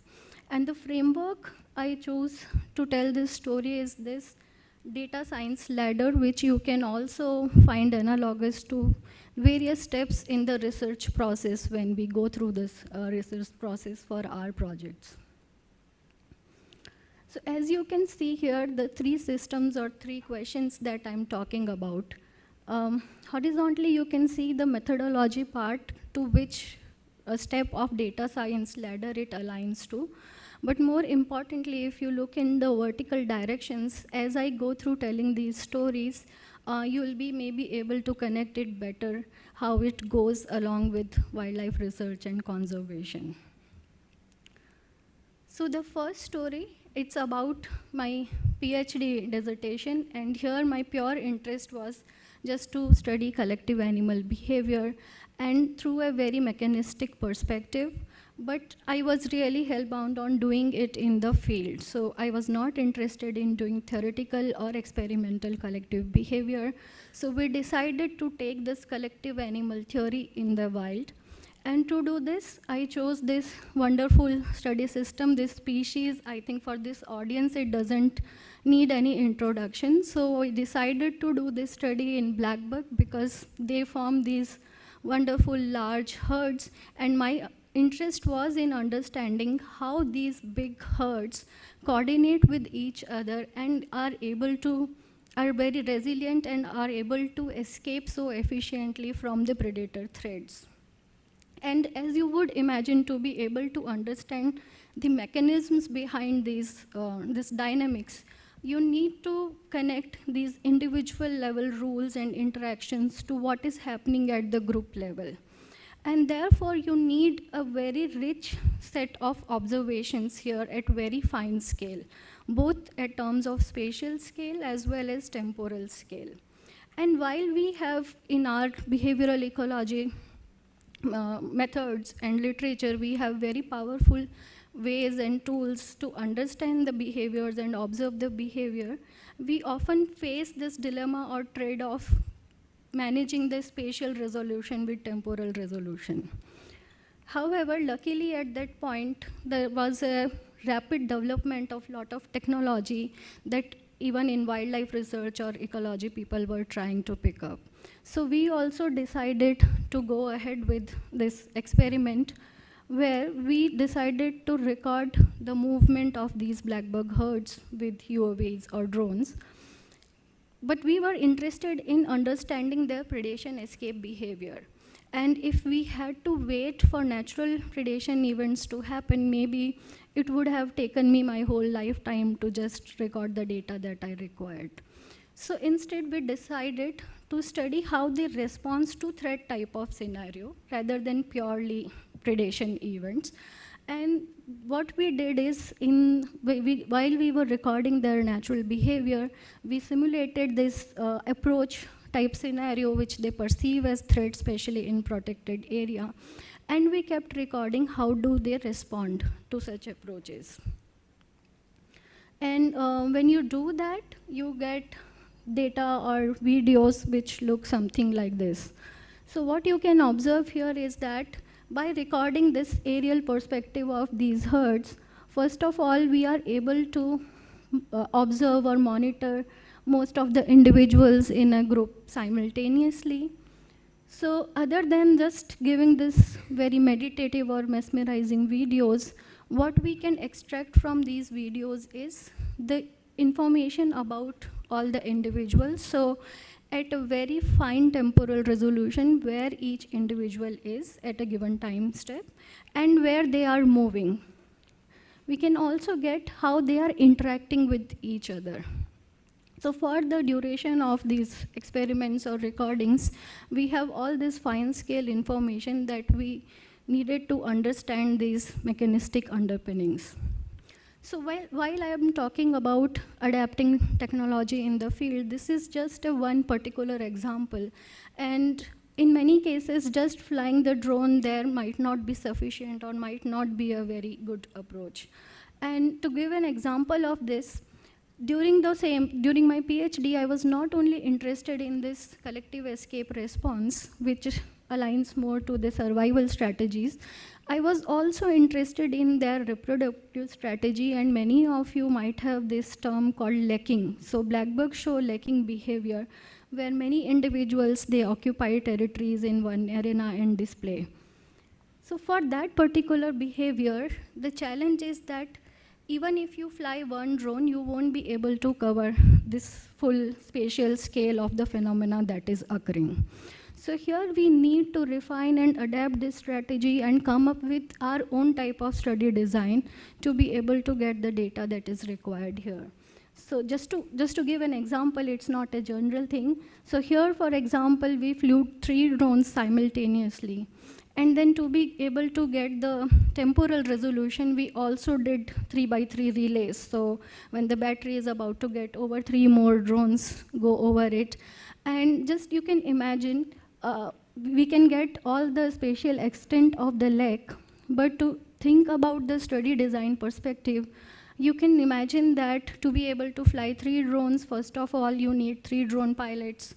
So you need a huge team to do the relay plus cover the full spatial resolution. So it's 6 to 7 people team just to fly the drones. And then you need to come up with really well thought strategy, how thinking about really minute things like at what altitude each drone should be flying to avoid clashes, timing of the drone. So basically this is to give an example that to adapt the technology for our studies in the field, we also need to modify and maybe reinvent the study design techniques that we talk about.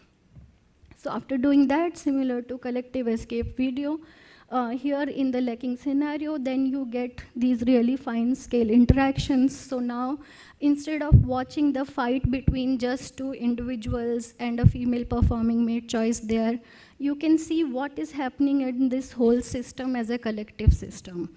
And this is where we also proposed our framework, which is called rethinking lekking as a collective behavior.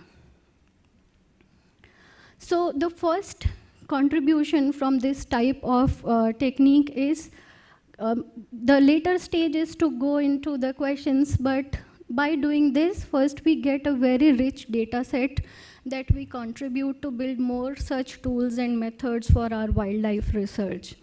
And more importantly, it fills this chasm or gap between the domains that we talk about. So computer science domain, a lot of good models keep coming up, the performance every time much better than the last time. Still, but when I was doing this study, I couldn't use any of these methods because these methods are not built or tested on the kind of complex data sets that we have and that we need them to adopt for.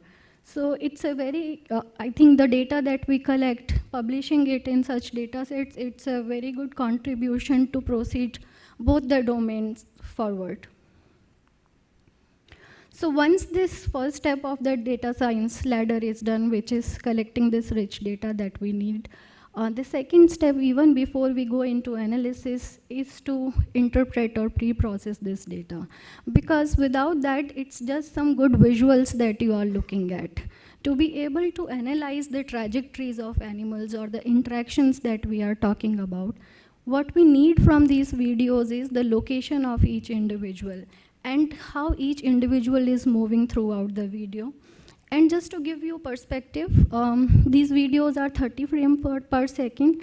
So you can see that 1/30th of the second we need to know where each individual is, so hundreds of individuals. So this is the example study, and this is the 2 type of information that we need. And to give you a rough idea, this particular study had around 120 videos. So you can imagine around 2.6 million images that I would have to annotate manually. And there is no chance I would have been able to finish my PhD if I took that path. So there was this need to, of course, automate this process. And this table I'm sharing to show you again what I talked about, the contribution of data, to show you the techniques that had been built to solve these kind of problems. And on the x-axis here, you see the type of data sets that were involved in building the models, or the models that worked on the type of data. Y-axis, it's more about how complex the movement of animals, so how much overlaps and all.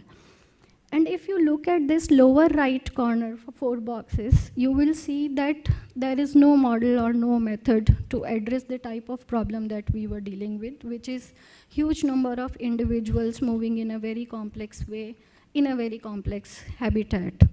So the first step was to come up with my own model or my own method to solve this problem. And here we went ahead and built this model to work not only on my black bug data, but many other data that at the time we could get from other studies that were going on the department.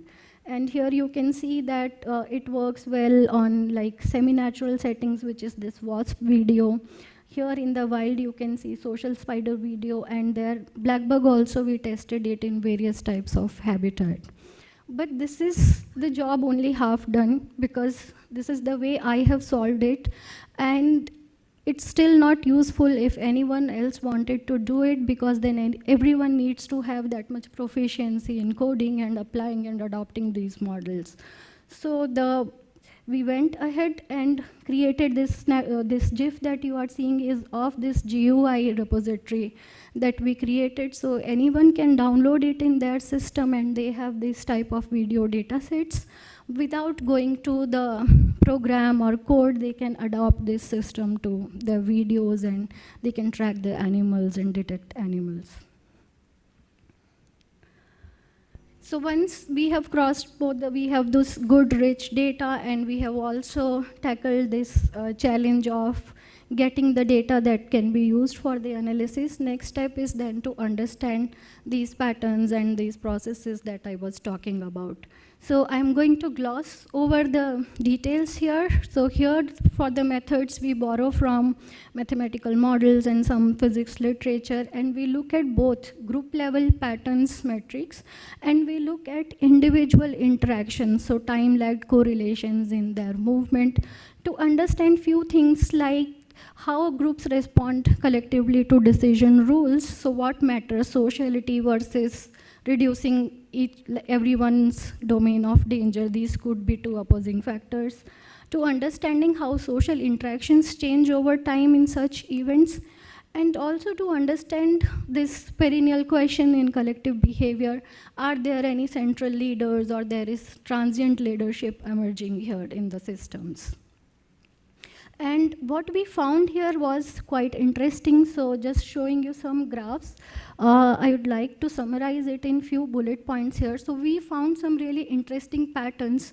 First interesting pattern that we found was that as a group, rather than just running away from the threat, these black bug individuals come together, so they become really cohesive, and then collectively they run away from the threat, and which was very counterintuitive. The other interesting things that we found was that rather than how the common assumption is, the leaders in the group we found were at the back of the group rather than in the front of the group. And a direct link you can think here is that it's only possible if it's an open habitat, because in a cluttered habitat, the visuality becomes an issue, and they won't be able to sense the movement of leaders from the back. We also, so this indicated a push type behavior rather than a pull type behavior. And what we also realized is that distance from the threat only told us about who would run first, so who would be the initiator, but it didn't tell us about who will be the leader of the group during the movement.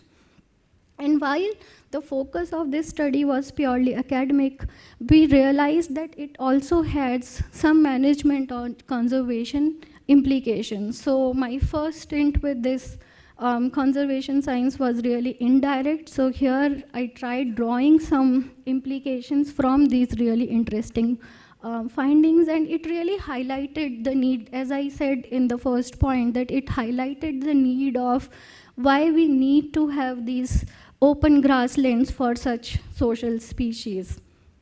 What we also realized is that these groups are really social, so they become cohesive and then they run away from the threat. So even for their survival strategies, sociality is such an important factor.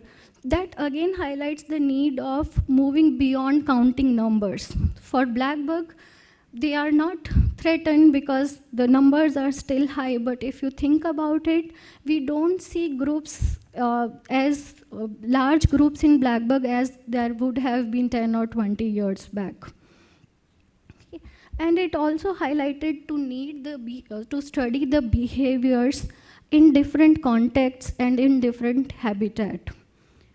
So from there, I moved on to continue studying this system and coming to this point of continued engagement. So this second study that I am going to tell you about, it's purely opportunistic and it arose from this continued engagement with the system and with the habitat that I was studying.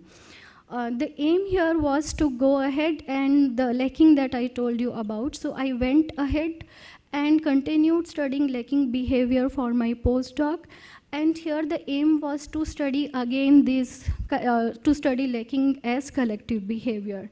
And the story that I am sharing was not at all the objective of this study, but the first year when we went into the field to record this lacking behavior, what we found there was that, so this is the lacking ground, the picture that I earlier shared. So what we found here was a sudden change in the site of this lacking behavior. So just to give you a perspective about this, if you see most lacking species, for the lacking behavior, lake site traditionality is a very important trait. So in most of lacking systems, you see that the lacking arenas are at the same spot over the years. And in blackbug itself, there is evidence. This map is from 1981, but if you go and look back at Ranjit Singh's paper, so since 1970s, there is evidence of lacking happening at the same sites.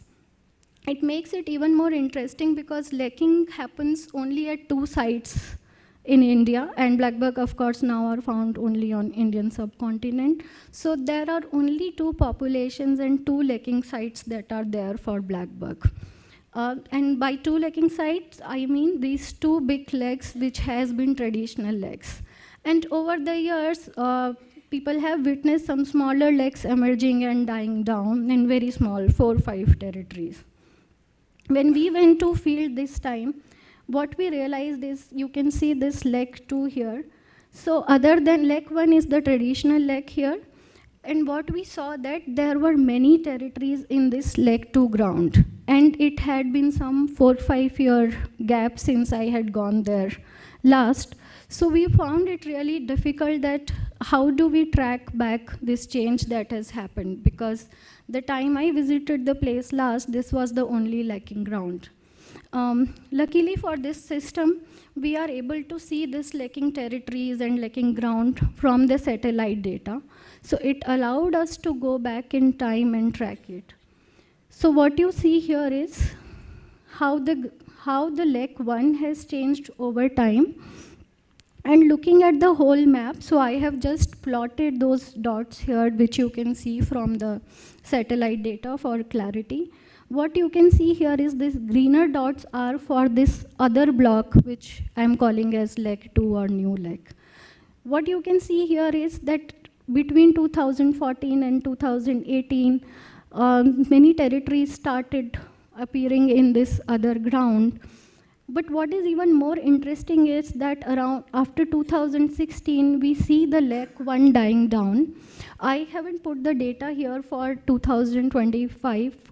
So we also have some local field people which tell us that last year and this year, laking didn't happen at all in the lake 1. Okay. So these main questions became secondary now, and I got really interested in understanding this behavior and this ecosystem, that why it has happened. if I plot the territories on both the legs, you can see this clear crossover here that as leg 2 is growing, leg 1 is dying down, and then complete switch has happened. So in the literature, there are many factors. If we talk about these transient legs, why do transient legs appear? There are many factors ranging from habitat, climate related to demography related. So of course, our first hunch was also that. So we started exploring these factors. There was nothing obvious in the satellite data, no obvious change that you could observe visually. And because it's a species that prefers open habitat and lekking is correlated with open habitat, we went ahead and just started exploring some of the metrics that we could, like NDVI, and we didn't find any significant difference between the two lekking sites. Because the interesting question here is that why the first leg should disappear. If we look at the demography data, we found something interesting. We saw that breeding male population had been increasing, and the same thing you saw if you see the total number of lekking males among the two sites, that had also been increasing. But according to this, then we should have seen appearance of the new leg, but it doesn't explain why the leg 1 disappeared. And it made us think, and it made us go back to the basics and to a null hypothesis. Maybe nothing is external here. And now we have attended talks talking about multiple stable states. Morning Mahesh gave this talk about savanna and forest coexistence. Similarly, there is coexistence of multiple states in fish schools. So we started exploring it from this angle, and this model was nicely introduced in yesterday's talk. So we thought we will explore it from the same angle. So we built a very simple model to simulate the formation of leg and choice between the two sides for each individual. So it's a very simple model where each individual with some probability randomly switches their choice, and they also have some interaction or copying probability because they are social species. And if you don't have this social interaction or copying probability here, then you will get something that if they are randomly switching, the individuals will be divided between the two choices, and you will see an equilibrium around 0.5. However, if there is some tendency of copying with a small probability of switching, you see a dynamics like this, where you see the individuals moving between the two choices completely. And to share this graph with you, let's notice 2 points here. So first, let's look at these 2 points. Here, what we call it as initiation. So maybe few individuals initiate and move to the other choice. But what you see here is that in next few time steps, everybody is still at the choice 1. So these are failed initiation attempts.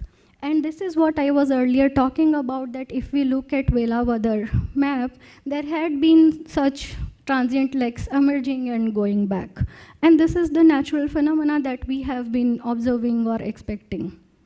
But if you look at this point, after some threshold, when these initiators initiate the choice 2, you see the whole system moving to the other state after few time steps. And now if I put both the graphs together for you, so the first graph is the data from the lekking sites, and the second graph is our model. What we realized is that maybe there is nothing external here, but the inherently system is like that. If there are multiple suitable sites for lekking, this combination of stochasticity or noise in individual choices can be amplified by their cultural evolution or social interactions, and we can see behavior like this. And if you look at the timeline of the behavior, it's just 5 to 7 years, which is like just one generation maybe. So what this made us realize is that this type of studying these social behaviors has broader implications. It made us realize that mating system structures, they might be very fragile and they are not ecologically fixed. And collective transitions are very common in ecosystems, but also in behaviors as it seems. And it highlights the power of social feedback in these individuals. From conservation or management perspective, it made us think that it's really important to understand what enables these behaviors, because otherwise even if we keep just protecting the site without understanding the sociality and these behaviors, we risk the extinction of such fascinating and rare behaviors. And so therefore a need of protecting the habitats from a holistic perspective, so not only understanding the habitat or natural history of the species, but also understanding the sociality aspect of those species. So this is where I started engaging more with implications and conservation science along with behavioral ecology research. So the third case study which I want to share today is a direct applied ecology and very fresh. So we launched this tool on this World Environment Day last month. And it is related to restoration ecology. So we all understand the need of restoration of degraded sites, but more importantly, the need of planting the proper endemic trees in these sites. And Western Ghats, which is a biodiversity hotspot, there are many active organizations doing such restoration activities. Forest Department also doing restoration ecology there.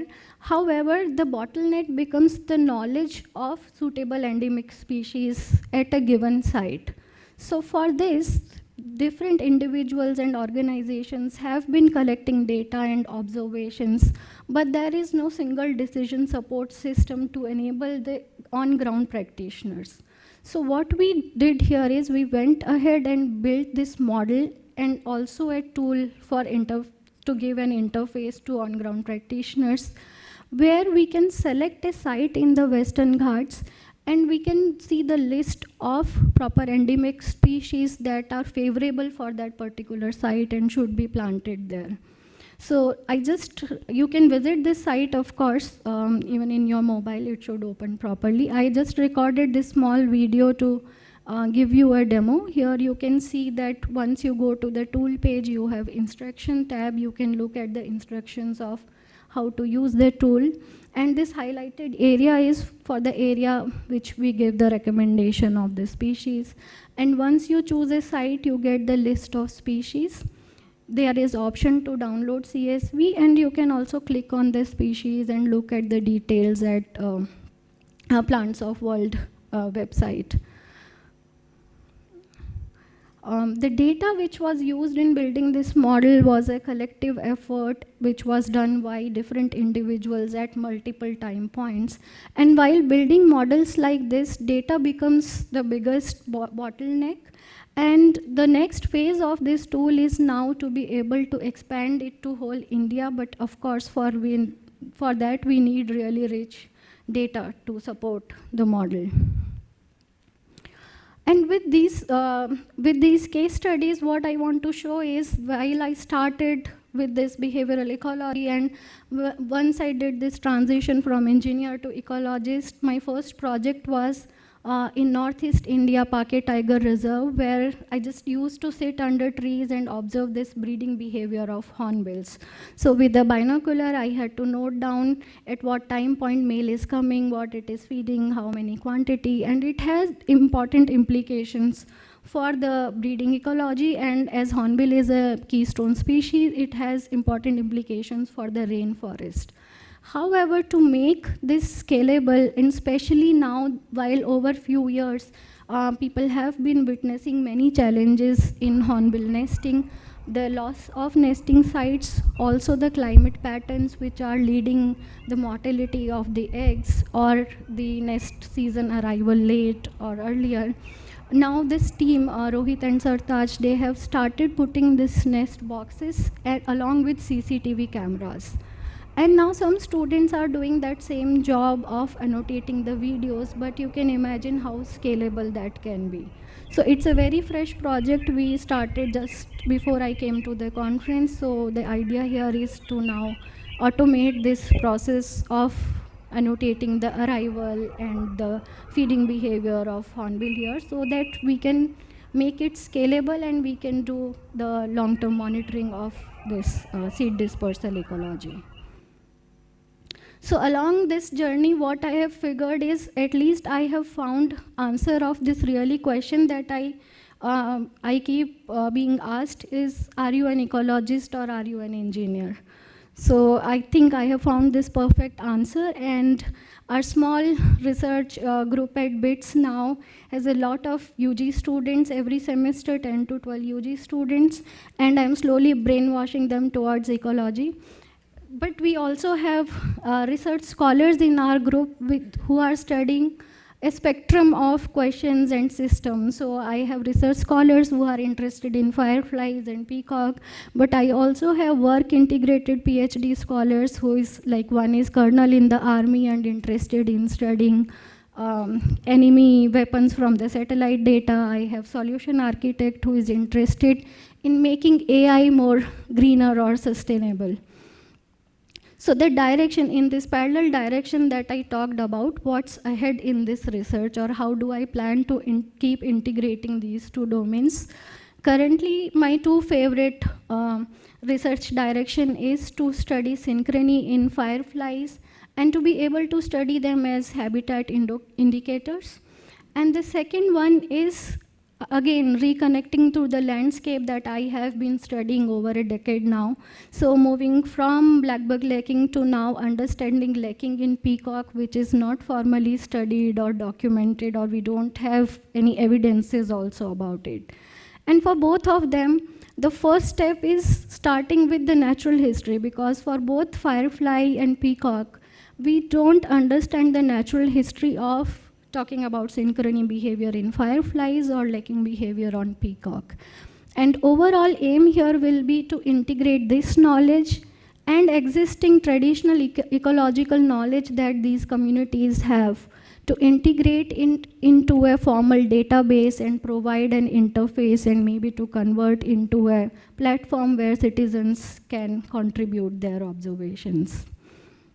I would like to thank all the funding agencies and institutes where I have been affiliated. And if the time permits, I'll take any questions you have. Until then, you can watch this video from Mars. Just joking.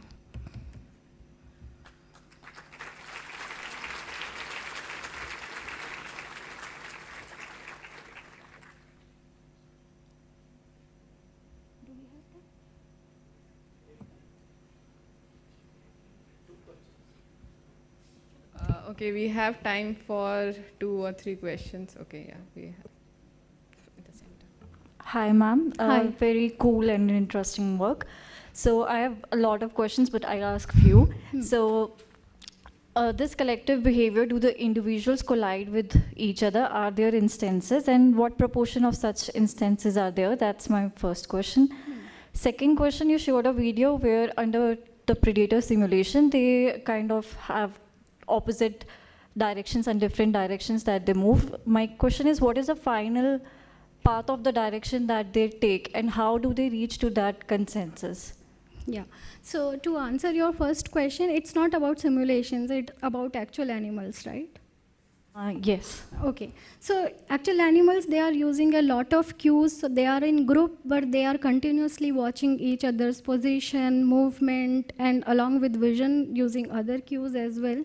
So if you define collision as some sort of interaction, yes, there are a lot of interactions. There are fights also, but I don't think you can exactly call them collisions as we talk about the particles, non-living particles. So there are a lot of interactions among the individuals, of course. And that is where later on in like tracking challenges and everything kicks in. But these are the interactions that we are exactly interested in. So we have to capture all those interactions. To answer the second part, you asked about consensus, right? So the clip that I showed you, it might be a little confusing, but because it was splitting behavior, right? So splitting behavior was very rare in our observations or our recordings. I showed you that because it looks more beautiful than the actual behavior that they do. So in most of the videos, there was a consensus in the direction that evolves, and that was the question, to understand how does that consensus happen.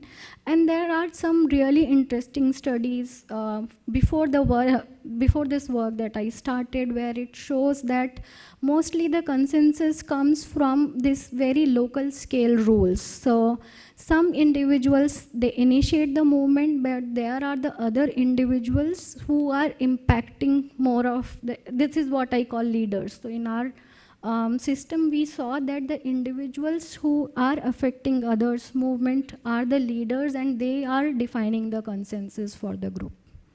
Okay, thank you, ma'am. Yeah, thanks. Yes. Hello, ma'am. Sorry, anyone? Yeah, Yeah, hi. yeah. Okay, go ahead. Okay, sorry. Okay, sorry. So, nice study, ma'am, and very good model. Just wanted to know if this model is applicable to other video footages like thermal or infrared, and if this is also applicable to other system like some of the forested areas.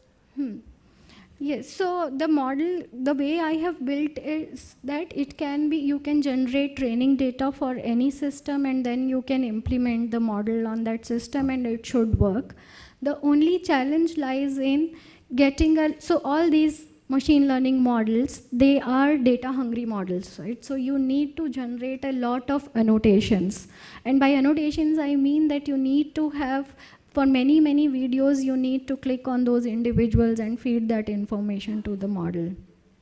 However, talking about this particular software, after that, a lot of progress has happened in other models, like one of them is called YOLO. You can check different versions of YOLO. So what we do in our lab now is we are also not using particularly this model only.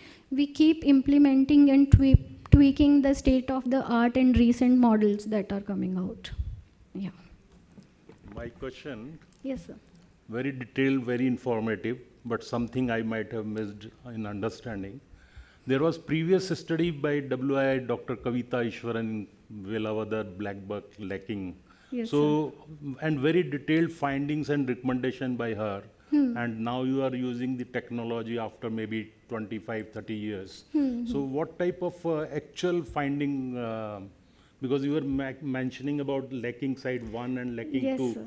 So I could not catch the final, what is your understanding result about that? Yes, yes. So Dr. Kavita is actually my PhD co-advisor. So her findings and the project that I talked about, we formulated the project and questions together because from Kavita's work, we were able to know a lot from the herds or groups perspective. But there are the things which we were lacking from the individual perspective, like if I talk about the collective escape study. Kavita's work laid the foundation by which we knew that there is a habitat and group size correlation, that you find these bigger herds in a particular this type of habitat. Then we also found that there is a group size and vigilance correlation. But moving from vigilance to how exactly, what are the strategies that individuals are employing and how they are translating at group level, for that we required this type of data and analysis. Yeah. Just one last question probably. Yeah, Here. can I go? Please go. Yeah, hi. Hi. So yeah, firstly, thank you for this. It was really eye-opening. My question is a bit technical. So you mentioned about the tool Plantwise. I just want to know if you used or you were able to use the star metric for that integration of that data into a Plantwise. Which rating? Sorry. The star metric, species threat abatement and restoration metric. Okay, so sorry, I haven't heard about this metric, but what we are trying to do is, there are various ways to build these species distribution models, right? So what we are trying to do is, because our data is collated from very different sources collected over different times, so mostly we have this presence only data. So the model we are using is called this maximum entropy model. It's a really good model if you only have this presence only data. So to answer the technical part of it. Okay, but yeah, of course, that's fine. we So I can think discuss you haven't details. yet explored the star side of things. Yes, I'm not aware. Yeah, no, that's fine. Yeah. Thank you. Ma'am, I would just like to ask one question. Here. Hi. Yeah, thank you so much for the presentation, wonderful. I just wanted to know, could you predict whether the lacking sites are interchangeable or whether it has a direction in future to a third lacking site? Could you predict that?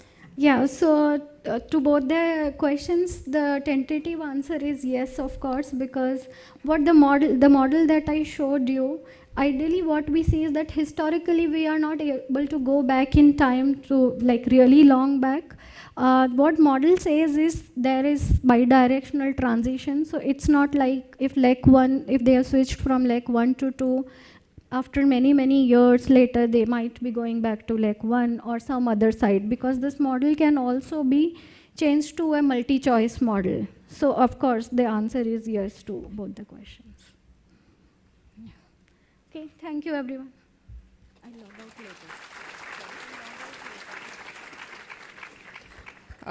Thank you, Dr. Akanksha, for sharing your interesting work on use of AI in sensing the wild with your different case studies. I now welcome, Adi has a small announcement to make. Hi, so I've been requested to announce that there's been an exchange of bags. So the bag that we have has some homeopathy medicine. It's a transparent box with a light green lid. So if it's yours, please come and collect it from us. And more importantly, the bag that has gotten exchanged has hard drive full of data. And I'm sure everybody can empathize what a nightmare that sounds like. So please check your bags if you have it. Please come and give it to one of the organizers. Thank you. Over to Dr. Bilal.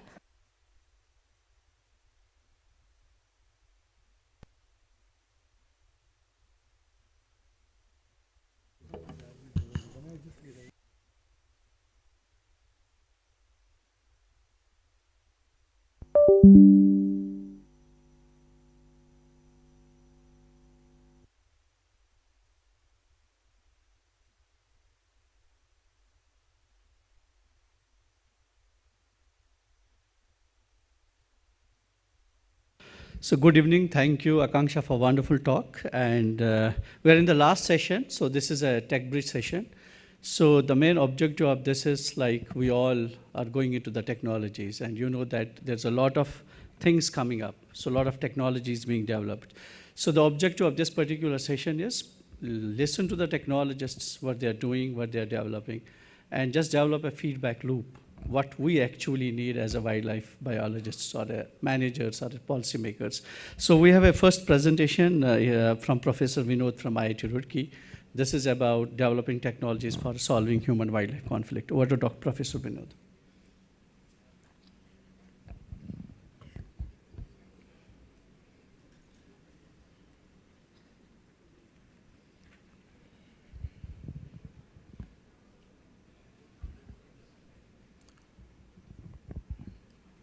Good evening, everyone. So basically I am a pure technology person. So I will try to minimize the technology content and give more examples and the experimental results here. So the title of the talk is Real-Time Elephant Detection Using Acoustic, Vibration and Thermal Imaging Data. This is the part of a sponsored project sponsored by the Technology Innovation Hub of IIT Roorkee, and it is a collaborative project between Center for Development of Advanced Computing Trivandrum and Wildlife Institute of India. So the objective of this project is to design and development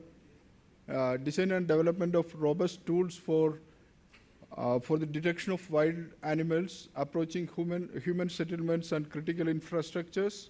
And the second part of the work is, aim of the project is to develop an early warning system to alert potential affected citizens and concerned authorities.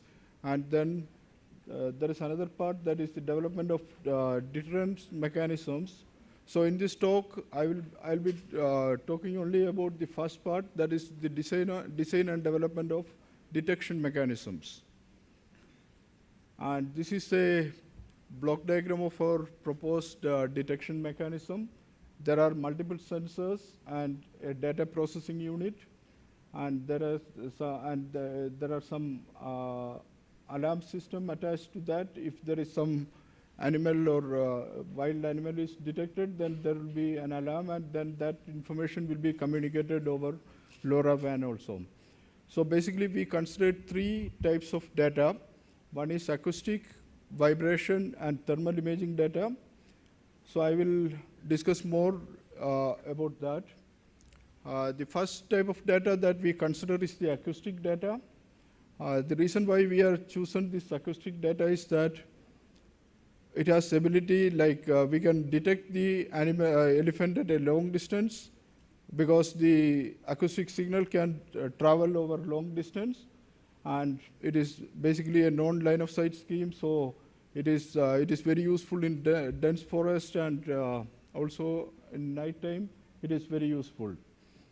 So the first in the first step, what we did was we have collected a data set, annotated data set, and to study the behavior, the basic structure of the signals, acoustic signals. And for that, we used the Asian elephant vocalization data set. It is basically recorded Sri Lankan elephant vocalizations. There are 57 hours of recording available, and out of that, 31 hours of annotated data is available. And these are the broad categories. All the calls are elephant calls are divided into 14 different broad classes, and within this class also there are many subclasses available, but these are the main classes. And we have decided to focus on the low frequency sounds, that is the rumble. You can see here, I have highlighted here. In many of the cases, out of these 14 classes, 9 classes, rumble is always involved. So it is basically a low frequency signal. So first step is we studied the structure of the rumbles. And this is an example. I will show you a short video. The first one is an 8-minute clip of an acoustic signal, elephant recorded. And then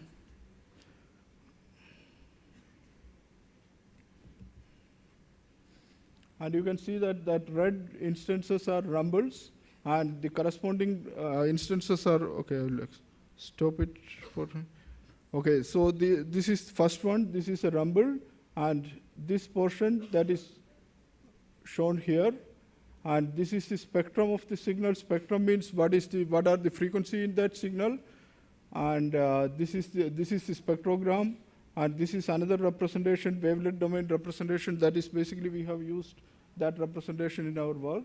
And you can see that there is a periodic structure, there is a harmonic structure in that signal, and it is clearly evident that harmonic structure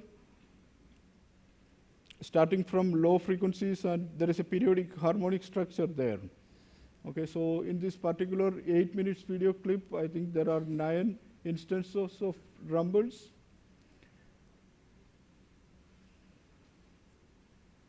So all these rumbles, they have that parallel structure, harmonic structure.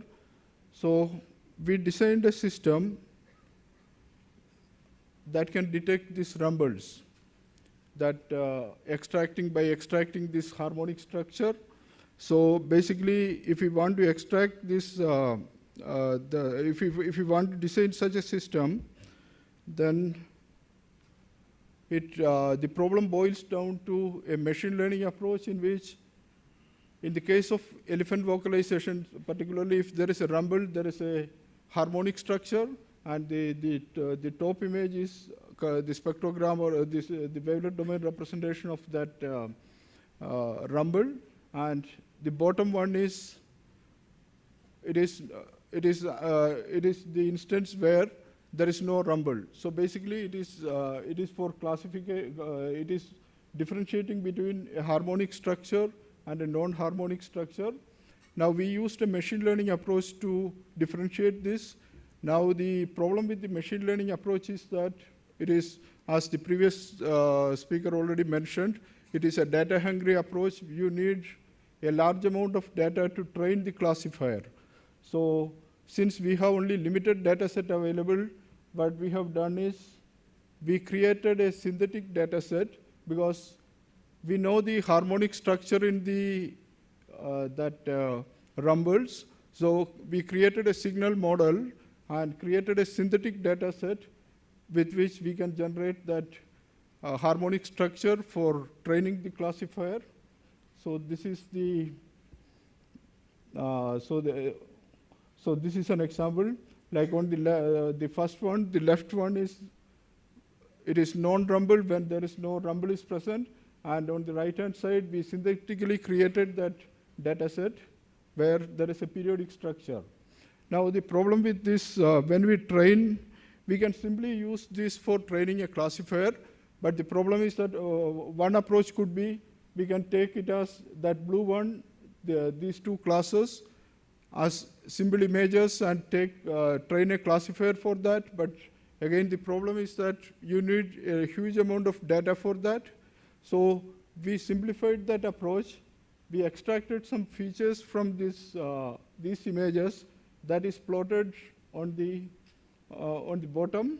You can see that this one, if you look at this particular image, you can clearly see that there are two harmonics. There is a fundamental frequency, and this is the first harmonic. Now, if you average, actually these are discrete values. There are, I think, 26 discrete frequencies in the y-axis, and there are 16 values in the x-axis. These are the time instances. So we extracted a simple feature from this. That is, if you average along the vertical direction, along the horizontal direction, we get peaks like this. And if we average along the vertical direction, we expect a nearly flat region. This one. This is the horizontal average, and the first 26 values are the vertical average.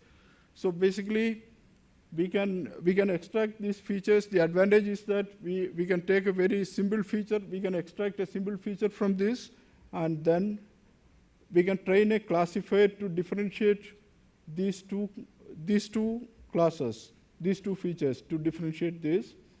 Okay, so that is. So I'm not going to the details of that machine learning based approach. We trained a classifier, and this is a result when we applied our algorithm on an 8-minute clip. This is the result. Like, it detects all the harmonic structures in that image. And in this 8 minutes clip, actually it takes less than 1 second to compute. It is only because of displaying the images, it is taking this much time. So I will show you one.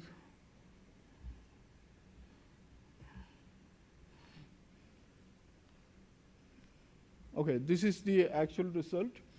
The first plot, I have already shown this. It is an 8-minute clip, and all the red segments are those are the instances where rumble is present, and that is the ground truth. That is manually annotated data, and this is our detection result.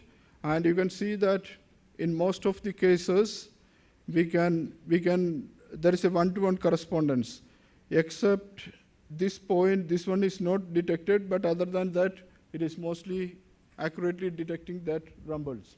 And remember, this one we have trained with purely synthetic data. We have not used any elephant rumble to train this classifier. It is purely based on synthetic data recording.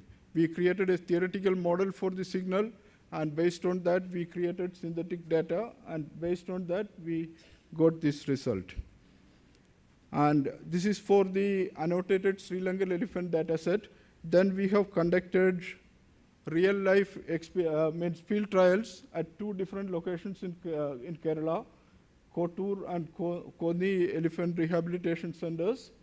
And we have recorded about 20 hours of audio recordings. And in this recording, we used a low-cost microphone that costs only like 25 rupees microphone, very low-cost device.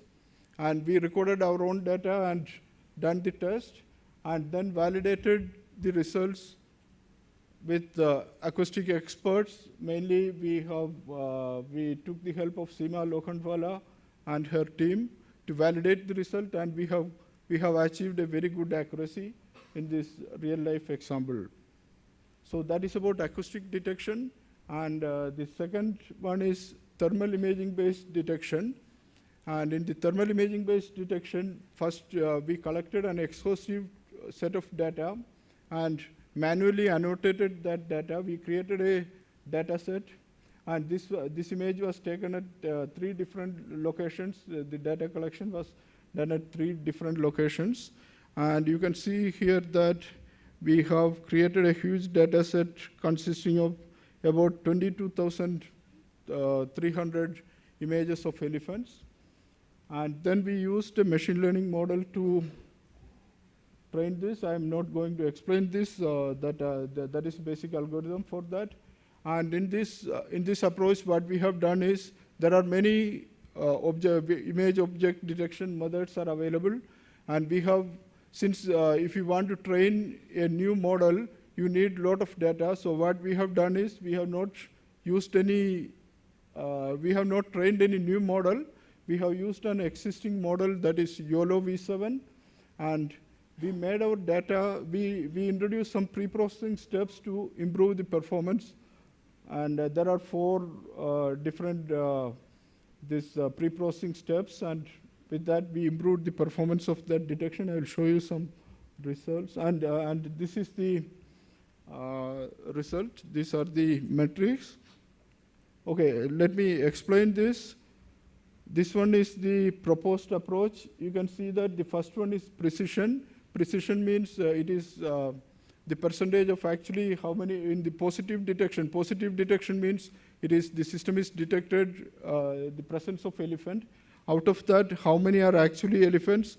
And in the case of an this detection system, the precision should be very high because there should not be any. There should be minimum false positives, and you can see that in most of the cases it is 0.95, 0.97, and these are basically, this is elephant class. You can see that different locations, it is quite good accuracy, and this is the recall, and this work has been published in the, it has been accepted for publication in the conference. It is to be held in August. And these are some visual results.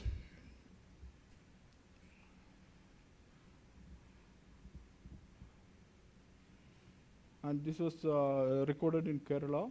This trial was done in Kerala.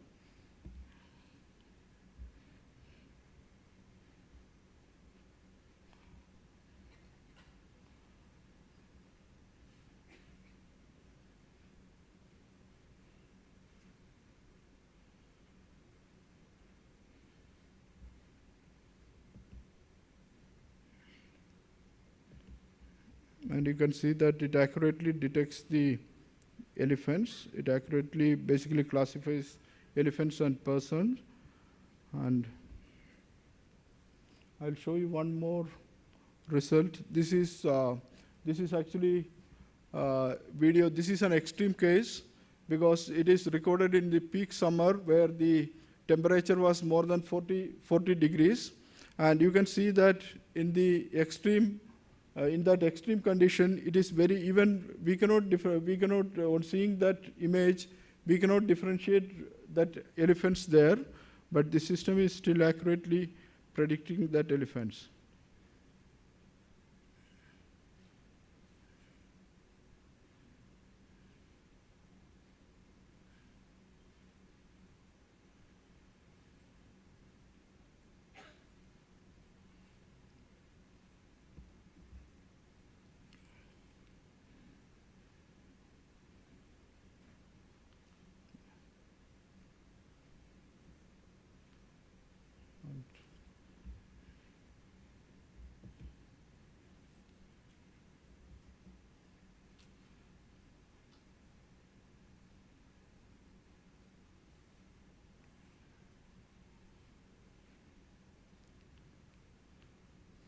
Okay, that is a summary. We have developed real-time detection mechanism using acoustic. Even though I have not mentioned explained the vibration-based detection, we have developed a robust vibration-based detection method also. And we have evaluated the performance through extensive field trials. And our main observation is that the acoustic-based detection may be very suitable for practical applications. The main advantage is that it is very cost-effective. For example, if you go for a thermal imaging-based system, the camera that we have used, that single camera itself costs 6 lakh rupees. Whereas in the case of this acoustic-based detection, maybe we can develop a system within within a budget of few thousand rupees. So it is very cost-effective. And also another advantage is it can be easily portable. It is a portable mechanism.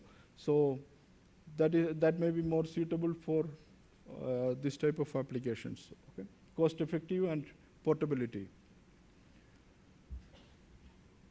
Okay, that's all. Thank you. Thank you so much, Professor Vinod. The next speaker is Rohan Desai.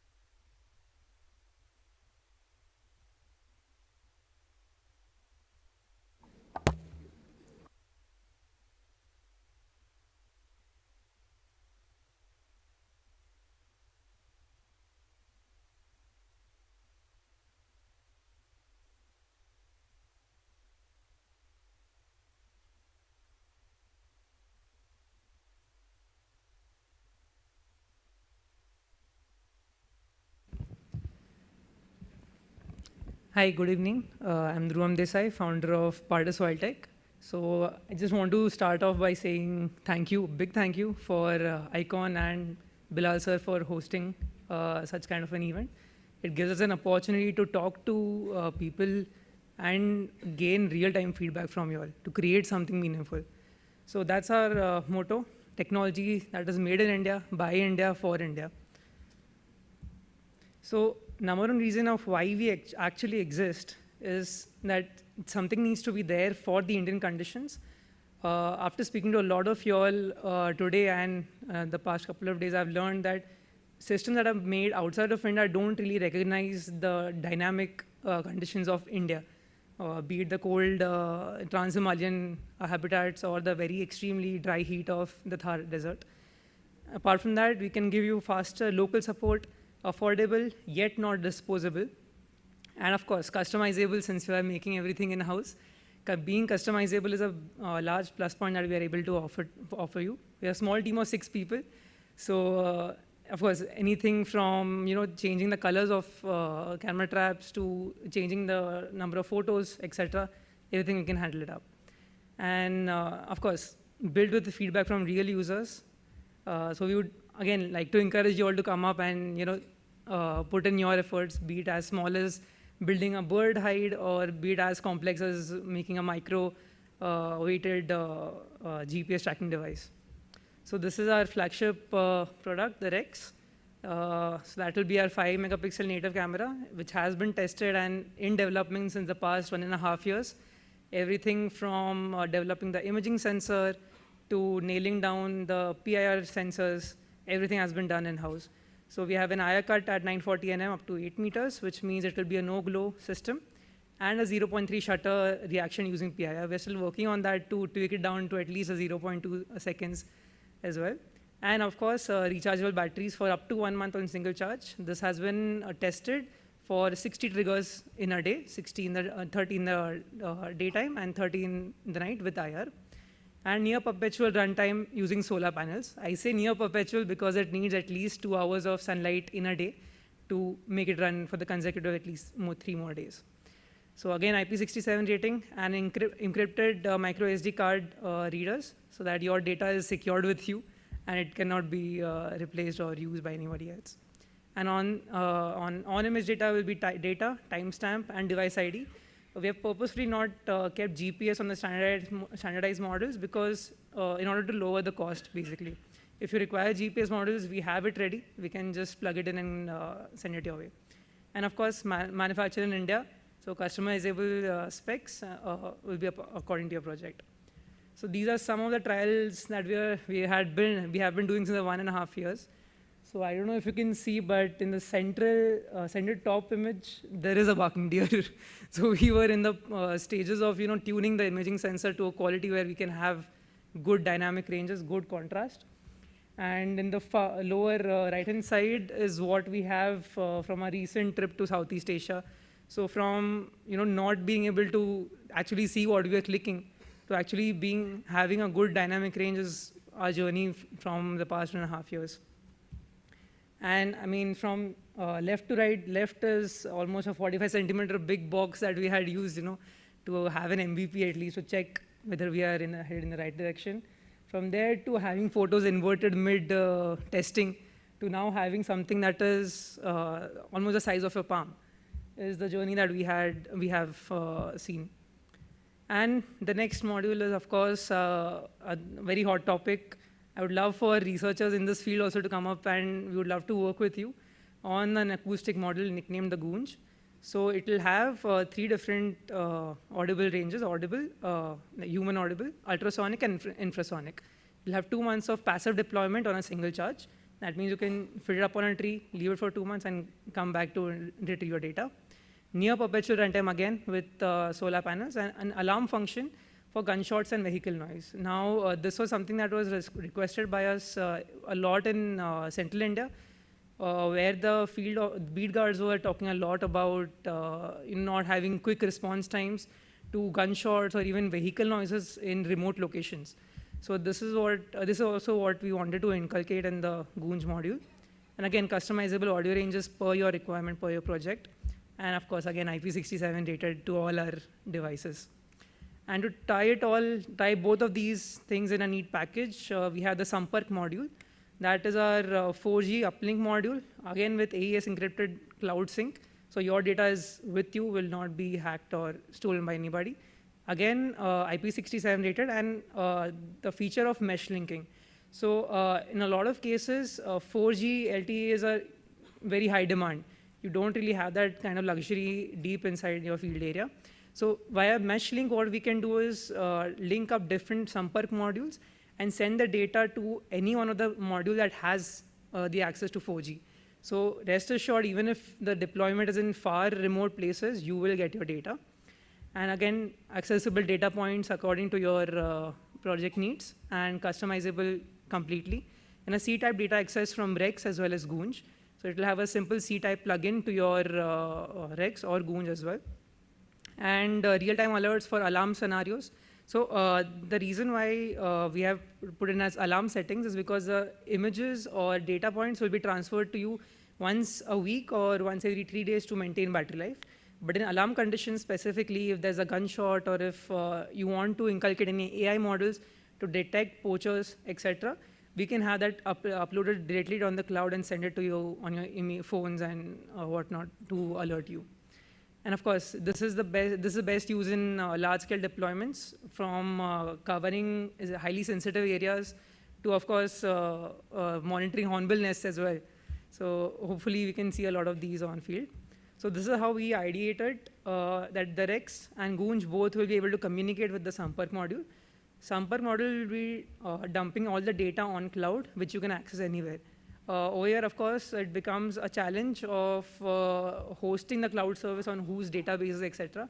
And I'll be very honest, we don't want your data or anything. You can, of course, if you have your databases, we would love to incorporate them into you and carry on with that. And this is the roadmap. So Rex, we are finally going to launch in September 2025. This is again our low-cost system, and Sampark module will be launched in February 2026. And Goonj will be just starting our R&D from now onwards. So I really hope that a lot of scientists, especially from bats, elephants, insects, do come up to me and we can just have a good chat and build on that to create a product that is truly sustainable in the long run in the future. So again, to reiterate the points, we will definitely have local support. It is all modular. You don't have to purchase the Rex and Sampark all in one to build the cost. It is modular enough. And again, encrypted SD cards and data points, affordable, and of course, built in India completely. And so this is a QR code. I would love for you all to please scan it, take a picture, send it to your friends. So this is an opportunity that we want to, again, as Bilal said, we want to close the feedback loop. So we would encourage you to please get in touch with us through the QR code. It will take you to our Google Docs page. And we will begin our field demos in August. So whatever your response is, we want you to just test the Rex to its limits. If it breaks, it breaks. Why it breaks, we'll discuss it together. If you throw it, you toss it. We want to build it better. Right? And this is not just the stop-shield Rex. It also applies to Sampark and Goonj and all other technological pieces that you can even imagine. So I talked to a couple of researchers today who are working with pelagic birds and tracking them. We would love to take that project up as well. It sounds really exciting and would really open up new avenues for us also to create technological solutions on that field. So please use this Google Forms link and get in touch with us. And thank you so much for having me. Really great pleasure to talk to you all and be here. Thank you very much. Any questions? Open door. Any questions? But it's a good opportunity. So you have somebody from a tech and asking you to test. So you can just send a message that you need a couple of camera reps and test them. And I will be also doing the same thing. 100%. Thank you so much. And we will be in touch and develop that loop of feedback and developing a better products for our country. Thank you. The next one is Rajesh. So Rajesh Sahu, he is from A&S Creation, and they will be also talking us about the camera trap model called One Rakshak, which they have developed.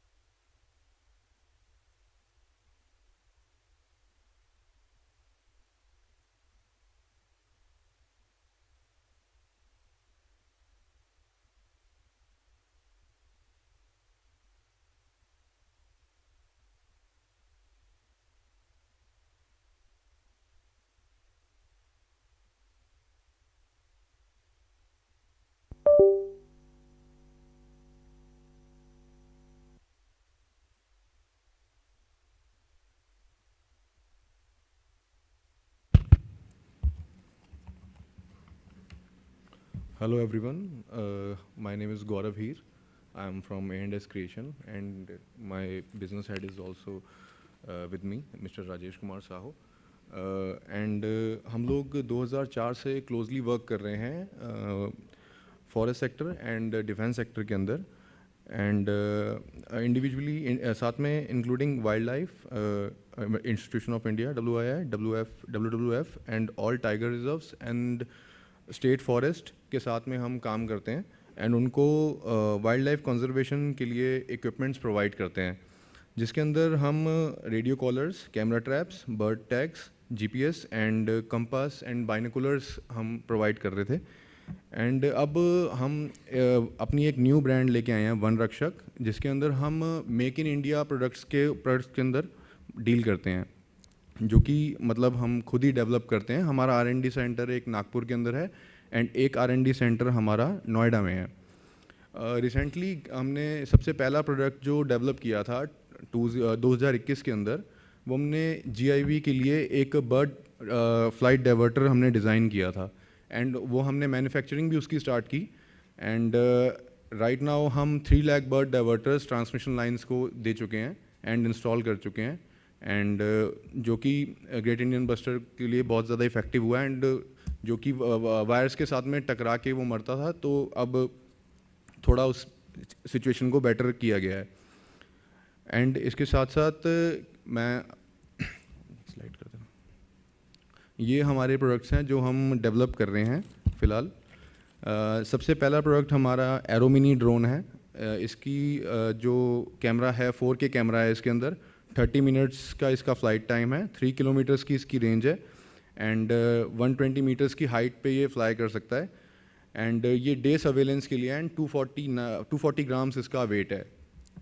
And next इसके अंदर इसके साथ साथ हम thermal drones भी हम बना रहे हैं. थर्मल ड्रोन्स के अंदर भी 4K कैमरा, SD कैमरा है, 55 मिनट्स इसका फ़्लाइट टाइम है, 5 किलोमीटर्स की इसकी रेंज है, एंड ये 500 मीटर की हाइट पे उड़ सकता है, जिसके अंदर 6x डिजिटल जूम भी हम इसके अंदर लगाया है हमने इसको. एंड ये नाइट में सर्वेलेंस के लिए परफेक्ट है.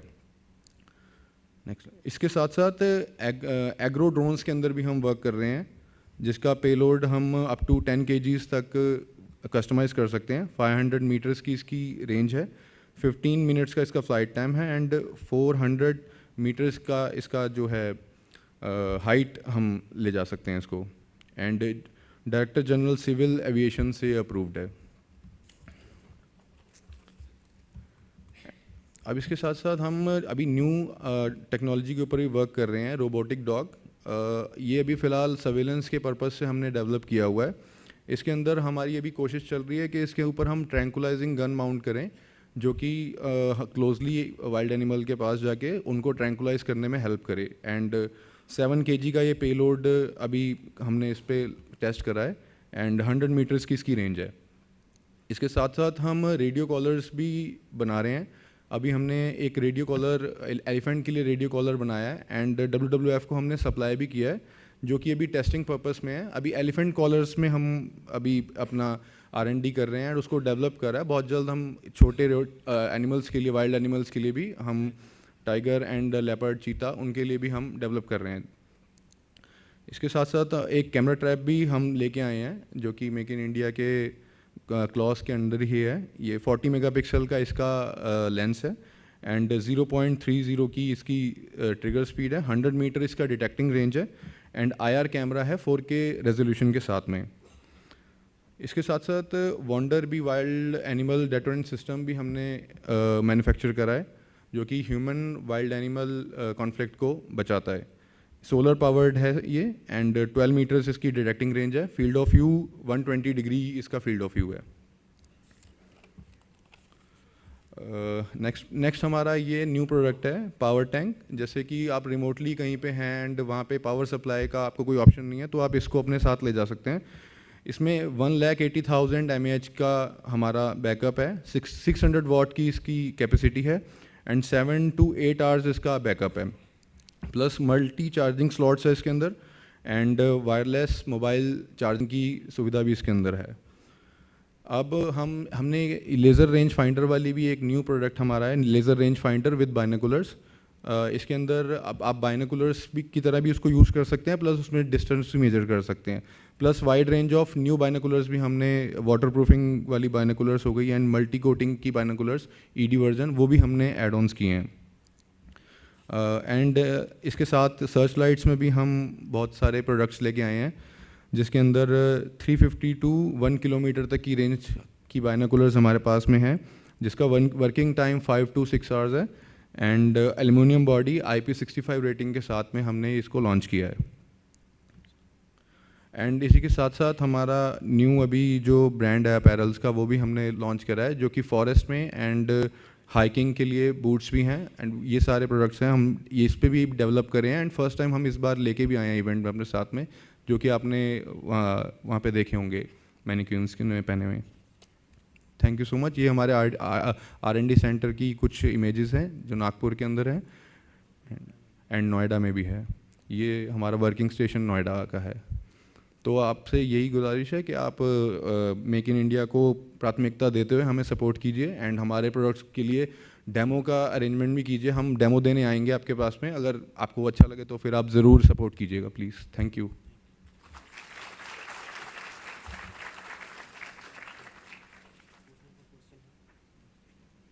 एनी क्वेश्चन आप पूछ सकते हैं, प्लस आपके पास कुछ प्लान हो या कोई एप्लीकेशन हो, हमारे पास R&D ऑफिस है, तो मिलके हम कुछ डेवलप भी कर सकते हैं under make in India.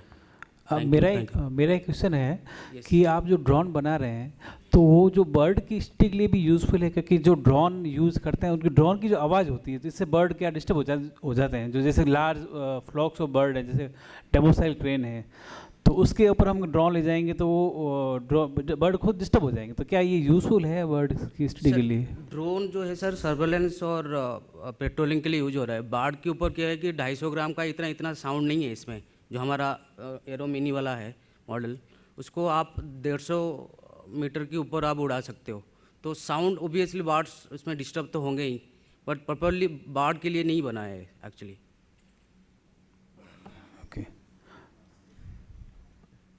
Thank you so much.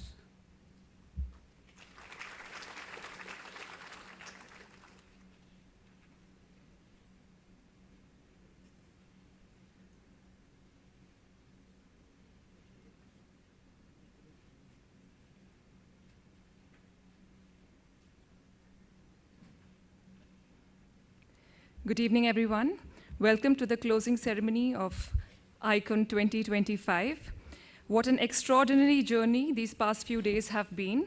Over the course of 4 action-packed days, including our vibrant pre-conference workshop day, we brought together more than 500 participants from across 30 states and union territories, and welcomed global delegates who flew in from the US, Europe, and other parts of the world.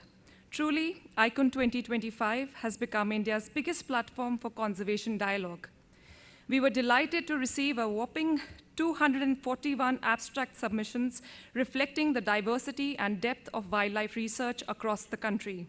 These resulted in an impressive number of presentations, including 107 poster presentations, 21 speed talks, 87 oral talks, each one a reflection of the passion, rigor, and imagination of our community. Each presentation added a unique voice to the chorus of conservation. And while we celebrate all of them, today we will also felicitate the best presenters in each category with certificates of excellence. But before we move to the awards, may I now would like to call upon the stage our director, Shri Virendra Tiwari ji, our dean, Dr. Ruchi Batola, and our organizing secretary, Dr. Bilal Habib.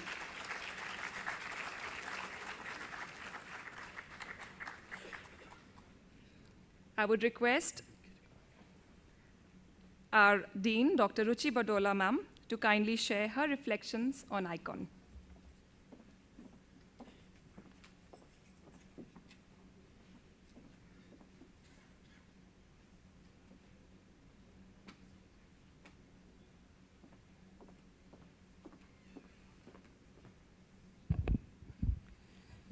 Good evening, Director WII, Dr. Bilal, all present in the hall.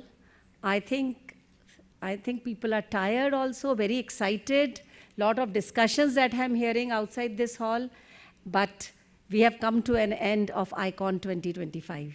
That is true.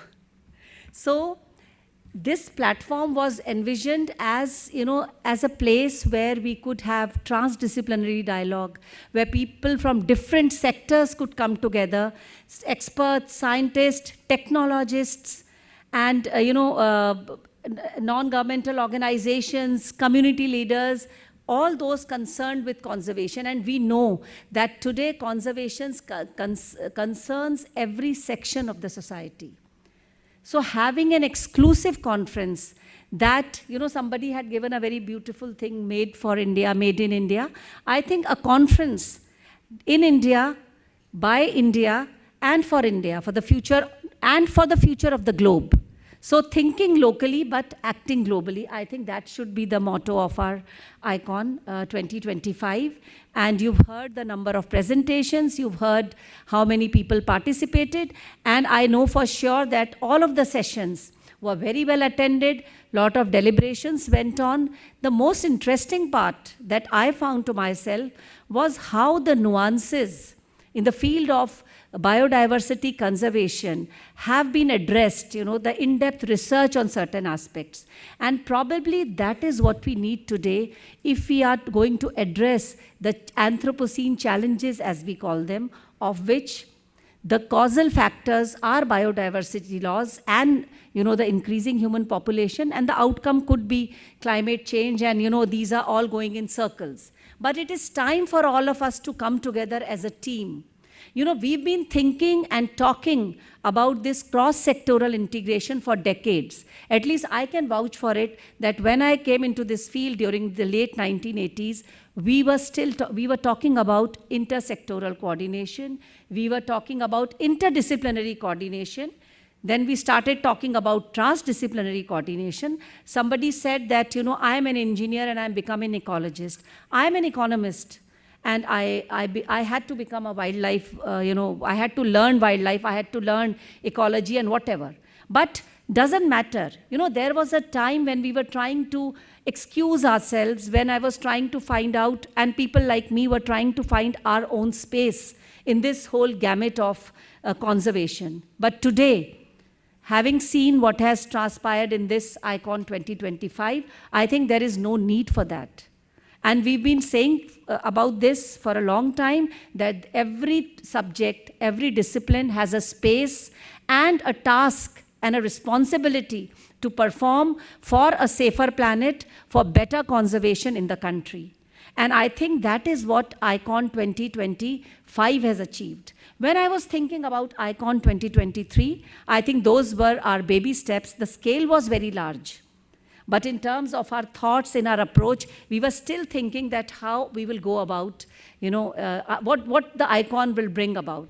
But I think today, we can very confidently say that this ICON is actually providing a way forward, where the different fields, technology, science, communities, traditional knowledge systems, they can all converge at a point where we as a country, where we as a society are able to address the challenges facing biodiversity conservation. So what I feel, and great scientists have also spoken about it, that policies and strategies that emerge out of cutting edge science, but are very simple to implement, are, the solutions to all the problems. And here I would like to, not exactly quote, but, just I remember the words of Albert Einstein, who said that truth is ever to be found in the simplicity and not in the confusion and multiplicity of things.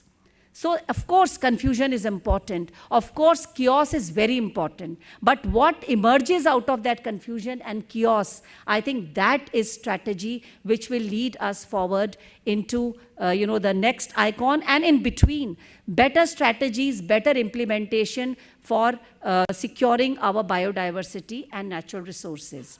This ICON, I think, has brought together the wisdom, the vision of the senior conservationists in the country, along with the, the vigor and the enthusiasm of the youth. And I think that we have really reached a level where we can say that this is a platform where the Indian conservation community converges and speaks and tells the world how we can work together and actually secure the biodiversity of our country, and also able to face the emerging challenges. We know the existing challenges, but this technology that we are talking about should be also able to visualize those models that we are presenting, what are going to be the future challenges and how we are going to tackle those. So I really congratulate each one of you for your very, very enthusiastic contribution to this ICON 2025. And at the risk of sounding immodest, I am very proud of my institute and my team led by my colleague Dr. Bilal Habib, and my faculty colleagues, our researchers who have put together this wonderful Congress. And I'm sure that not many people will have complaints about any aspect of this Congress, including the logistics. So I think we must give them a very big round of applause.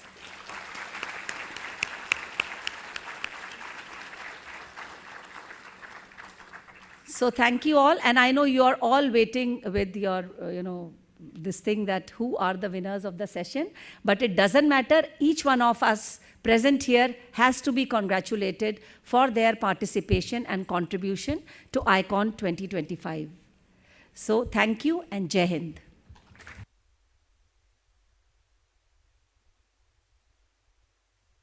Thank you, ma'am, for your words of encouragement. Now, to begin the award distribution ceremony, I would request our dignitaries on the stage to please come forward.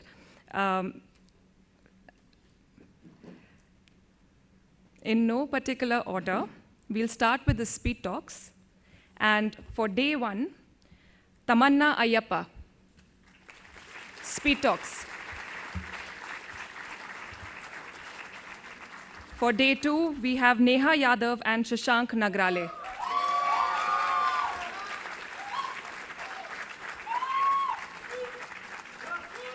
Neha Yadav and Shashank Nagrale. Let me call day 3 speed talk winner as well, Mayank Judal.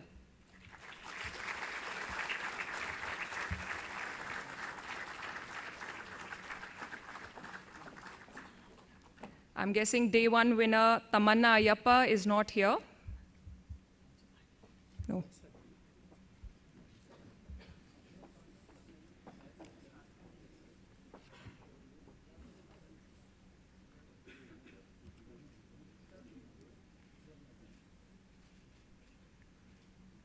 Thank you. We'll now start with the oral present. Oh, okay, sorry.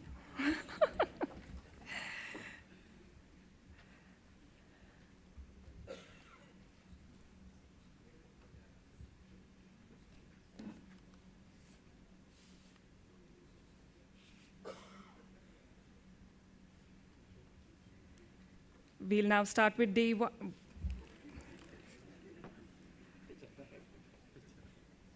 We'll now start with the oral presentations. Day 1, Innovations and Interventions in Wildlife Conservation Science session, Laura Bertola.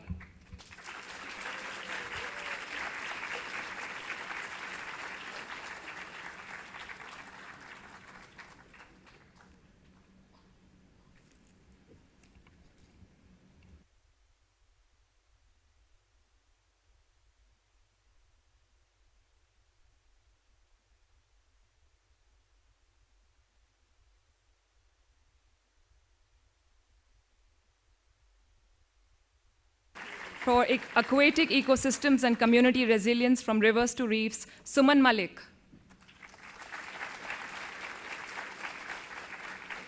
For bears and beyond, understanding carnivore and primate ecology, Dev Ranjan Laha.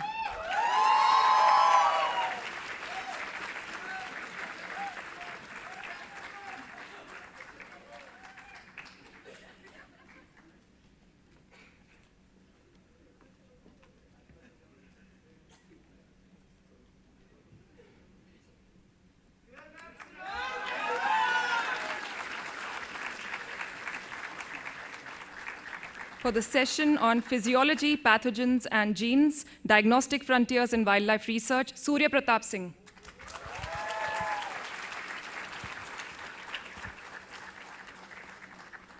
Right. Moving on to day 2. Quiet lives, loud science, conservation stories that often go unheard. Kanika Rajput.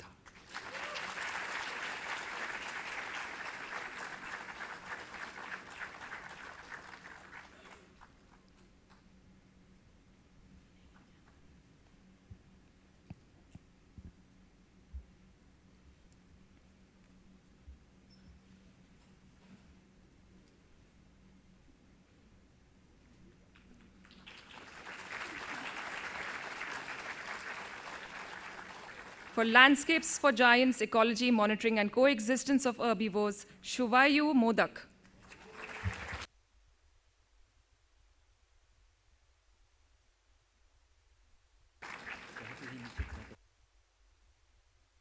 For the session on space, species, and scenarios, predictive tools in biodiversity conservation, Karmanya Chaudhary.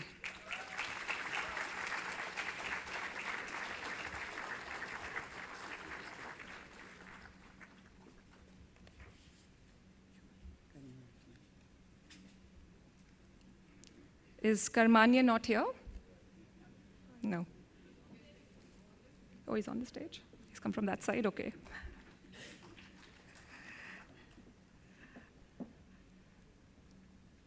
Great.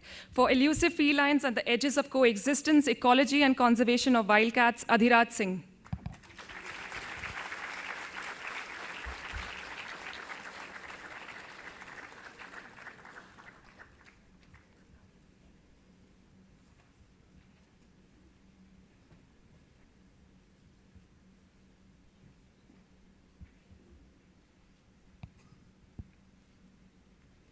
For the theme of India's flagship fauna, day 3, India's flagship fauna ranging through resistance and resilience, Soham Patekar. He's not here. Shared spaces, shared struggles, human-wildlife interactions in a crowded world, Advaita Ravindran.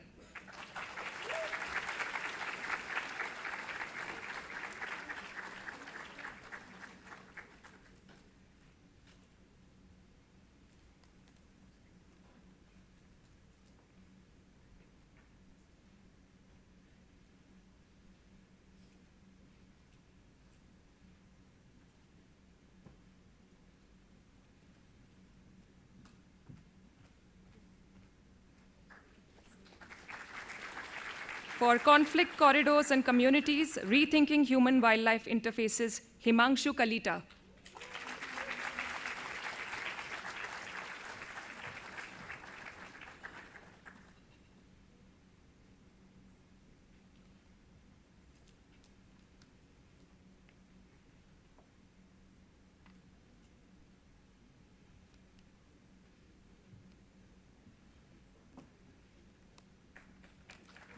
For species and context, landscape dynamics, and faunal adaptations, Manas Shukla.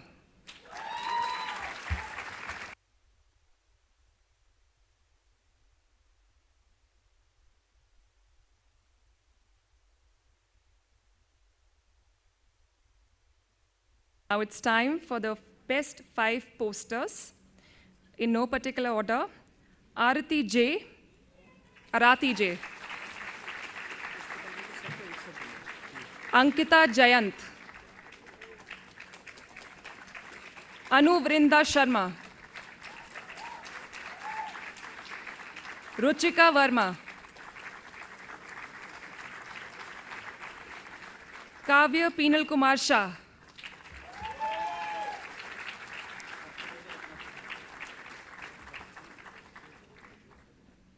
I'd also like to invite all the winners for the presentations today to please come on stage for a group photograph.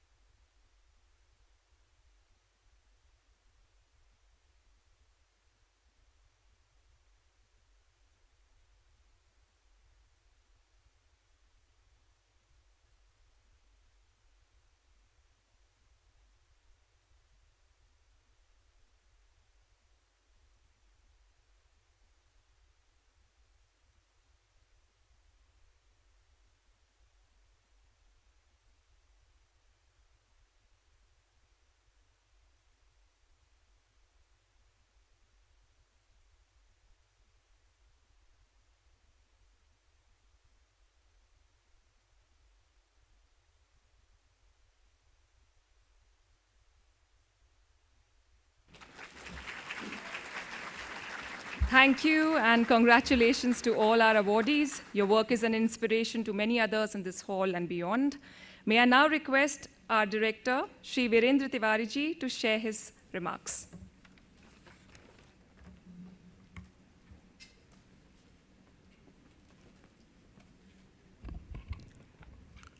So good evening to all of you. I think all of you must be waiting to enjoy your food. It's quite late now. And so WI has been normally organizing our annual research seminar for past around 4 decades. And that used to be our biggest event. And when we were planning for this ICON 2025, some suggestion also came that why not merge it with ARS so that we reduce our workload. So however, we decided no, this has to be an independent event. And we started planning, I think, somewhere from month of February. And we also intended to invite Honorable President for the inaugural function. However, by the time the formal invitation could go to Honorable President, it was quite late and we had already announced the date through social media. And finally, when the invitation went to Honorable President, there was a request from President Office to prepone it by a week. So had we preponed it by a week, the suggestion was to hold it from either 19th or 20th of June. And in that case, President would have been here. She was in Dehradun on those dates and she would have inaugurated. However, President Office has sent her wishes for this workshop. So considering the, had we preponed, it would have caused a lot of inconvenience to you because you had already probably booked your tickets and your accommodations. So we did not change the date. However, so Honorable Minister, he agreed to inaugurate this and you all had his guidance and the vision which the Government of India has for the conservation. So it was a very good participation. More than 500 of you participated. A lot of exchange of ideas, a lot of learning to us. The first edition was clubbed with the inaugural, the Golden Jubilee of 50 years of the Tiger project, and a lot of support we got from the state of Karnataka. And this was the first time it was an independent conference organized, and of course we had some advantage of being in Dehradun. So we could get that advantage of a home ground, I would say. So some facilities, local support from other institutions we could get. Lot of enthusiasm. We could see the participation from almost 30 states. We had some international participations. And I could meet many of you. I visited some of the stalls. I could see the enthusiasm to show your work. I think I also heard, just want to tell Bilal that there was some technical glitches because of some of you could not submit your abstract or difficulty in registration. I hope we would overcome that. And I think some of you must have given your suggestion for ICON 2027 venue. Probably our team, the organizing committee, would start shortlisting that. And we are looking forward to again see you in 2027. Again, thanking you all. Thank you. Jai Hind. Thank you, sir. And now to formally conclude ICON 2025, I invite Dr. Bilal Habib, our organizing secretary, to deliver the vote of thanks.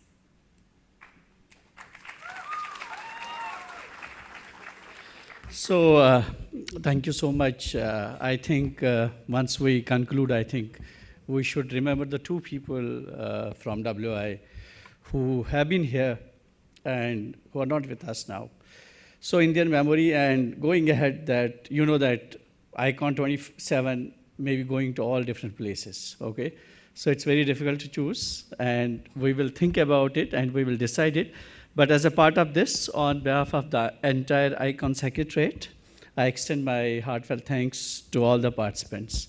And I think the plenary speakers were fantastic. And I am thankful to the advisors who all advised about the plenary speakers. They were out of context when we talk about the real wildlife studies, what we do in WI. And it was really an eye-opener for all of us. And thanks all for accepting our invitation and for being here. And I think the manager's perspective, we all talk about the research, and I think the managers and the policymakers' perspective, the Ramesh Pandey Sahab and Manoj Nair Sahab, I think you have heard what managers need. They can't wait for 10 years, they can't wait for 15 years, they can't wait even for 5 years, because there's the need of the day that they need solutions, and we as researchers, we have to think it. So that's what the purpose of ICON.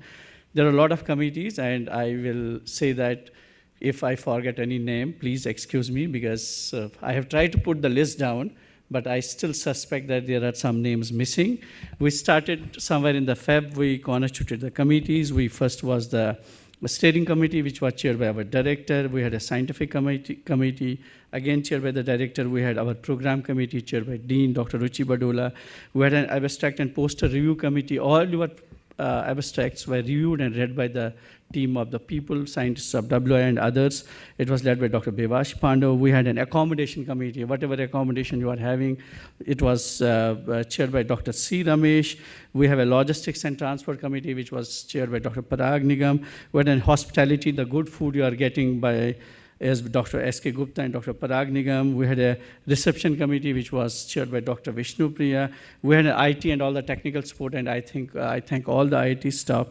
And the services were amazing during these days. The chairperson was Dr. Gautam Talukdar, audio and visual, Dr. Salvador Lingdo, and we had finance and TA reimbursements, the money you will get back as a bursary. So this was looked after by Dr. Sthito Datta. We had a campus cleaning arrangement. I think WI is beautiful, and you have seen it in these couple of days. All the arrangements were done by Dr. Parag Nigam. We have a registration committee. I was just fighting with my team to make it as smooth as possible. We had a media committee, which was done by Dr. Salvador Lingdo. We had an equipment grant committee. We received something around 57 applications, and out of that we were able to give to 8 students, and which was done by Dr. Salvador Dr. Abhijit Das. We had a session support committee. All the technical things were done by Dr. Vishnu Priya and her team. We had the stage management done by Dr. Parag Nigam, and we had a pre-conference workshop selection committee, which was headed by Dr. Sthito Datta. And exhibitions and all other arrangements were also done by Dr. Parag Nigam. Other than this, we had a lot of other help received from like the younger faculty colleagues of WI sitting there at the last row. They were helping all around, running all the corners and trying to fix where to put the poster, how to evaluate them, and whom to put for the evaluation. If there is any issue, these are the 10 people sitting at the end. You can go behind them. And we had the audiovisual, Pannalalji, Dinesh, Harinder, Ankit, and Bipin. They were all there here. We have Vinodji and his team over here. And then we have a finance team behind us, which was also happening. We had the 2 amazing guests who were here all the time. And one of them is still here, Dr. Barucha Saab and Dr. Meva Singh. I think I was going to tell you that we had the youngest and the oldest participant. And we had an experience of more than 84 years versus just a 22-year-old student attending the same conference. And we had all the senior faculty colleagues of the WI, Dr. S.P. Goyal, Dr. Mathur Saab, Dr. S. Satyakumar, Pratap Singh Saab, and all other retired faculty members who were here during all this particular conference. We had our diploma trainees, and thanks for being here, and they were all the time here. We had MSc students. But last but not the least, I think you participants from 30 different states were all amazing. I think we have done the best. And you were there, and we tried to be there. And if there is any glitch, any issues, we are sorry for that. And I specifically want to name up the 5 people who were always there running around. And I think I have been doing with them from last 2 months, and they were not going office. They were not going home before 11:30. So Sharmishta, Netik,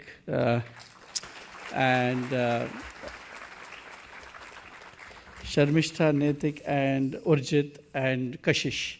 So these were 4 people who will be in my office till midnight and thinking about आज इसका mail आया, आज इसको जवाब देना है, इसका abstract यहाँ से यहाँ लेना है. So they were doing all the logistics. I think a very big hand for all of them, because they were the real. And 2 more people. There was one yesterday when Minister was here. I think one of my students has to run 25 times from here to my office and to guest house. And you know that there is only one person who can do that, is Shashank and Vishnu. And they were all running here and there and trying to fix out the last minute glitch. No, we need this, we need that. So it's an amazing team. And you don't think it's an individual. It's a WI event, and it's an event of all the participants who have been here. And it's not possible to put it together without the help of the colleagues and without the help of these young people who are always there. Thank you so much. And if there is anything else, if there was any mistake or any shortcomings on behalf of us, we are sorry for that. And there is no clear-cut winner for the 2027, okay? Which is good for us, because which gives us a liberty to take a decision. So we'll take a decision, and I think the ICON 2027 will be more inclusive, and you will see more wonderful talks, not from the wildlife people, but from the people from other sectors whom we want to be there with us to join in the journey of conservation, so that we can be there, and we are going to make a difference in the future years. Thank you so much, and you all are invited for the dinner.